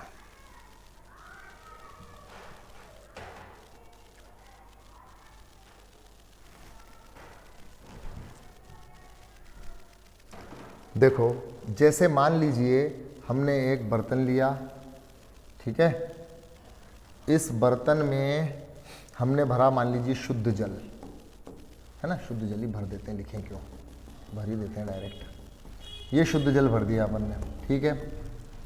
अब हमने ली एक फनल, यानी एक कीप, ये इस तरह की, और इसके मुंह पर हमने एक अर्धपारगम्य झिल्ली बांध दी। इस झिल्ली को हम कहते हैं अर्धपारगम्य झिल्ली, सेमी परमेबल मेम्ब्रेन। इसका एग्जाम्पल होते हैं जैसे जो प्याज का छिलका होता है ना, उसमें पतली सी झिल्ली निकलती है, ये गॉट्स ब्लैडर होता है, ये ऐसी बहुत सारी वो होती है, इन्हें अर्धपारगम्य झिल्ली कहा जाता है हिंदी में, अर्धपारगम्य झिल्ली, अर्धपारगम्य झिल्ली। अर्धपारगम्य झिल्ली की खासियत क्या होती है कि अर्धपारगम्य झिल्ली जो होती है, जैसे मान लीजिए अर्धपारगम्य झिल्ली है ना, इसके ऊपर आपने विलयन डाला, ये विलयन डाला कोई सा भी, जैसे कि शक्कर और पानी डाला या नमक और पानी डाला, तो इसके नीचे नीचे केवल कौन निकलेगा, पानी निकलेगा, यानी नीचे कौन निकलेगा, विलायक, और ऊपर कौन रह जाएगा, जैसे चाय की छन्नी में पत्ती रह जाती ना, ऐसे यहाँ पर ऊपर कौन रह जाएगा, विलेय रह जाएगा, ठीक है। तो कोई पूछे एसपीएम क्या होती है, अर्धपारगम्य झिल्ली किसे कहते हैं, तो ये ऐसी झिल्ली होती है जो केवल विलायक के अणुओं को जाने देती है, विलेय के अणुओं को जाने नहीं देती है, इसे क्या कहते हैं, अर्धपारगम्य झिल्ली कहते हैं। तो अब हमने इसमें बांध दी अर्धपारगम्य झिल्ली और इसमें भर दी, सपोज करो हमने चाशनी, ठीक है ना, जो रसगुल्ले की, गुलाब जामुन का जो गट्ठा शक्कर का विलयन है, वो हमने क्या कर दिया, इसमें भर दिया, ठीक। अब हमने इस कीप को उठाकर कहां रखा, इस विलियन में रखा। ठीक है, देखना आप, ये कीप हमने कहां रखी, इस विलियन में रखी। यहां तक ये सपोज करो भरा हुआ था। ठीक है, अब क्या होगा, बाहर शुद्ध जल है, शुद्ध जल, और अंदर क्या है, चाशनी है। चाशनी का मतलब क्या हुआ, सांद्र विलयन है। ये मतलब हुआ ना चाशनी का, सांद्र विलयन है, अंदर सांद्र विलयन है। तो बाहर से पानी क्या होगा, अंदर जाने लगेगा। क्यों जाने लगेगा, क्योंकि बाहर जल के अणुओं की सांद्रता अधिक है और अंदर जल के अणुओं की सांद्रता क्या है, कम है। या इसको ऐसा भी बोल सकते हैं कि इस फनल के अंदर विलयन की सांद्रता अधिक है। ठीक है ना, अंदर पानी कम है, अंदर पानी कम है। मेरी कश्ती वहां डूबी जहां पानी कम था, तो अंदर पानी कम है। मेरी कीप ऐसी डूबी जिसमें पानी कम था, और बाहर क्या है, पानी ज्यादा है। यही तो हमारा इरादा है कि बाहर पानी ज्यादा है। अब जब बाहर पानी ज्यादा है तो बाहर से पानी क्या होगा, अंदर जाएगा। लेकिन बीच में कौन है, अर्धपारगम्य झिल्ली। तो बाहर, अंदर की शक्कर जो है वो बाहर नहीं आ सकती। हाँ, अंदर का थोड़ा बहुत पानी बाहर आएगा, लेकिन उससे ज्यादा पानी कहाँ जाएगा, अंदर जाएगा। जब अंदर ज्यादा पानी जाएगा, यानी विलायक के अणु अंदर जाएंगे, तो अंदर क्या होगा, लेवल बच्चों बढ़ने लगेगा। जब अंदर लेवल बढ़ने लगेगा, बढ़ने लगेगा, बढ़ने लगेगा, एक एच ऊंचाई तक लेवल बढ़ जाएगा। ठीक है, उसके बाद पानी अंदर जाना क्या होगा, या विलायक अंदर जाना क्या होगा, बंद हो जाएगा। क्यों बंद हो जाएगा, क्योंकि इस एच ऊंचाई के कॉलम के द्वारा एक प्रेशर लगाया जा रहा है नीचे की तरफ, P = H ρ G। ये फिजिक्स में 11th में हमने पढ़ा था। H इस कॉलम की ऊंचाई है, रो इस लिक्विड की डेंसिटी यानी घनत्व है, और G गुरुत्वीय त्वरण है। तो ये प्रेशर एक लगा रहा है नीचे की तरफ। इस प्रेशर की वजह से अंदर क्या हो रहा है, विलायक के अणुओं का जाना रुक गया। तो पहले जब ये प्रेशर नहीं था तो परासरण हो रहा था। अब परासरण जो अंदर की तरफ हो रहा था, तो इसके विपरीत दिशा में ये दाब लगा है ना, जिससे परासरण क्या हो गया, रुक गया। इसी दाब को हम क्या कहते हैं, परासरण दाब कहते हैं। और अर्धपारगम्य झिल्ली से होकर विलायक के अणुओं की जाने की जो घटना है, इसे क्या कहते हैं, परासरण कहते हैं। यहाँ पे मैं एक चीज बता दूं कि परासरण और विसरण में अंतर होता है। परासरण का कॉन्सेप्ट तब अप्लाई होगा जबकि अर्धपारगम्य झिल्ली हो, और अगर जैसे इत्र की शीशी खोली और पूरे कमरे में खुशबू फैल गई तो इसे कहेंगे विसरण। विसरण के लिए किसी अर्धपारगम्य झिल्ली का होना जरूरी नहीं है, परासरण के लिए जरूरी है। तो ये वो चीज़ थी थोड़ी सी, मैंने कहा परासरण आपको समझा देता हूँ। अब अपन वापस इधर आ जाते हैं। ठीक है, तो ये इस तरह इनने जो बताया ना, जो मैंने अभी आपको बताया, परासरण है। अब इसी परासरण का एक एप्लीकेशन है, जैसे कि आप ये इसे यहाँ भी समझ सकते हैं कि ये बीच में अर्धपारगम्य झिल्ली लगी है ना। अब अगर इधर से प्रेशर बढ़ा देंगे तो पानी इधर जाने लगेगा, और इधर से प्रेशर बढ़ा देंगे तो इधर जाने लगेगा। ठीक है, तो ये परासरण दाब होता है ना। ये परासरण जो अपन ने यहाँ पर इधर बाहर से अंदर जो दाब लग रहा था उसे परासरण दाब कह रहे थे। इसी दाब को रोकने के लिए अगेंस्ट में जितना प्रेशर लगा वो भी जाहिर सी बात है परासरण दाब के बराबर ही होगा। तो परासरण दाब को पाई से दर्शाते हैं, पाई = ρ G, या फिर पाई = होता है CRT। यहाँ पर C सांद्रता है, R गैस नियतांक है, और T क्या है, परम ताप है।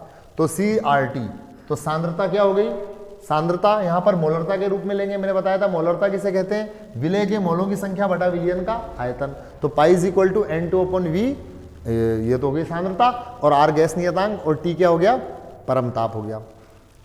N2 हम जानते ही हैं कि विलय का भार बटा विलय का अणु भार, N2 की वैल्यू रख दी। जब N2 की वैल्यू रखेंगे तो देखो वापस फॉर्मूला वही आया। ठीक है ना, ये M2, इसी से पूछेगा आपसे कि M2, जैसे हिमांक के अवनमन में पूछा, क्वथनांक के उन्नयन में पूछा, ऐसे ही परासरण दाब में भी आपसे पूछेगा कि M2 की वैल्यू ज्ञात कीजिए। ठीक है, तो यहाँ पर है ना। अब सुनो क्या है, एक थोड़ी सी डेफिनेशन बता देता हूँ मैं आपको। यहाँ पर ये पूछ सकते हैं 1 नंबर का क्वेश्चन। वो क्वेश्चन क्या है, देखो, अगर मान लीजिए हम एक कोशिका या एक उदाहरण ले लें, अंगूर लें, है ना। तो इस अंगूर के अंदर भी तो विलयन भरा होता है मीठा मीठा, इसकी भी तो कोई सांद्रता होती है। तो अगर हम इसे एक ऐसे विलयन में डालें, इस अंगूर को हम एक ऐसे विलयन में डालें कि जिस विलयन की सांद्रता और इस अंगूर के विलयन की सांद्रता क्या हो, आपस में बराबर हो, तो ये विलयन क्या कहलाता है, समपरासरी विलयन। समपरासरी विलयन, या इंग्लिश में कहते हैं इसे आइसोटोनिक सॉल्यूशन। ठीक है, लेकिन अगर हम क्या करें, इस अंगूर को, ये अंगूर है ना, इस अंगूर को हमने चाशनी के अंदर डाल दिया। इस अंगूर को हमने क्या करा, चाशनी के अंदर डाल दिया।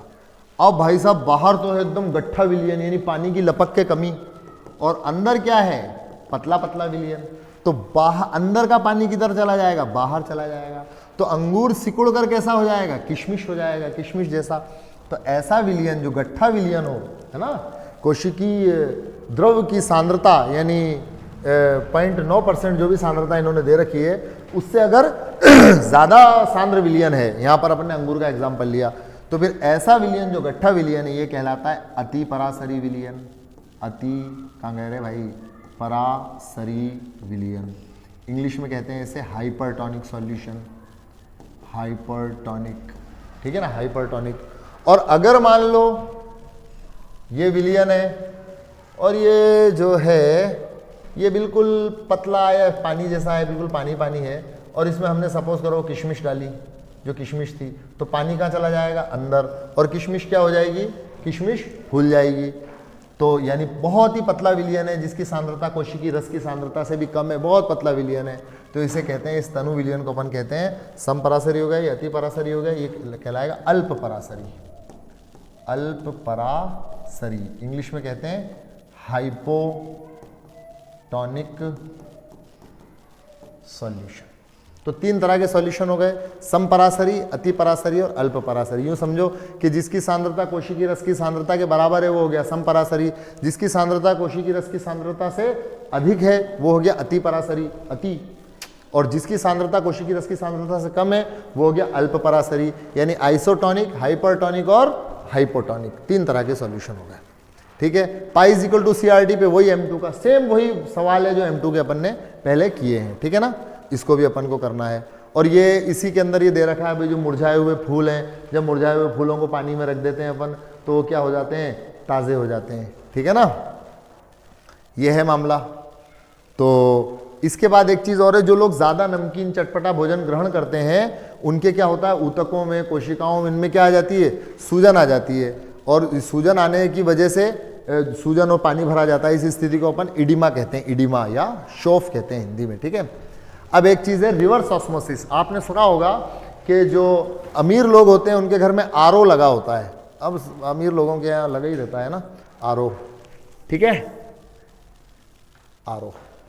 अभी RO का मतलब क्या होता है, RO का मतलब होता है रिवर्स ऑस्मोसिस। ठीक है ना, रिवर्स ऑस्मोसिस क्या होती है ये मैं आपको बता देता हूं। RO की फुल फॉर्म याद रखना, रिवर्स ऑस्मोसिस। अब प्रतिलोम परासरण किसे कहते हैं प्यारे बच्चों, तो देखो मान लीजिए एक तरफ अशुद्ध जल है और एक तरफ शुद्ध जल है, तो ये तो सांद्र है और ये तनु है, इधर पानी की सांद्रता ज्यादा है, इधर कम है, और बीच में अगर हम SPM यानी अर्धपारगम्य झिल्ली लगा भी दें तो पानी तो उल्टा इधर से इधर जाएगा। लेकिन अगर हम इधर क्या कर दें, एक प्रेशर क्रिएट कर दें, इधर एक पिस्टन लगा के इधर प्रेशर बढ़ा दें और इस प्रेशर का मान कितना कर दें, परासरण दाब पाई से अधिक। देखो लिखा हुआ है ना, दाब इज ग्रेटर देन पाई, यानी दाब का मान पाई से अधिक है। तो जब प्रेशर लगेगा तो अर्धपारगम्य झिल्ली से होकर पानी किधर जाएगा, इस तरफ जाएगा। तो इधर से अर्धपारगम्य झिल्ली तो किसको जाने देगी, सिर्फ जल को जाने देगी, तो शुद्ध जल क्या होगा, इधर गिरेगा। ठीक है ना, तो ये परासरणीय सांद्रता के विपरीत हो रहा है। अगर हम ये प्रेशर नहीं लगाते पिस्टन से तो पानी यूं जाता, लेकिन हमने पिस्टन से प्रेशर लगा दिया तो क्या हुआ, परासरण की बजाय उल्टा परासरण हो गया, यानी प्रतिलोम परासरण हो गया, यानी रिवर्स ऑस्मोसिस हो गया। इसी को हम RO कहते हैं। ठीक, ये आप करना नहीं आए तो पूछ लेना। अब इस चैप्टर का एक लास्ट टॉपिक है जिसका नाम है, मतलब सेकंड लास्ट टॉपिक मान लो आप इसे कहते हैं असामान्य मोलर द्रव्यमान। रोक तो वीडियो।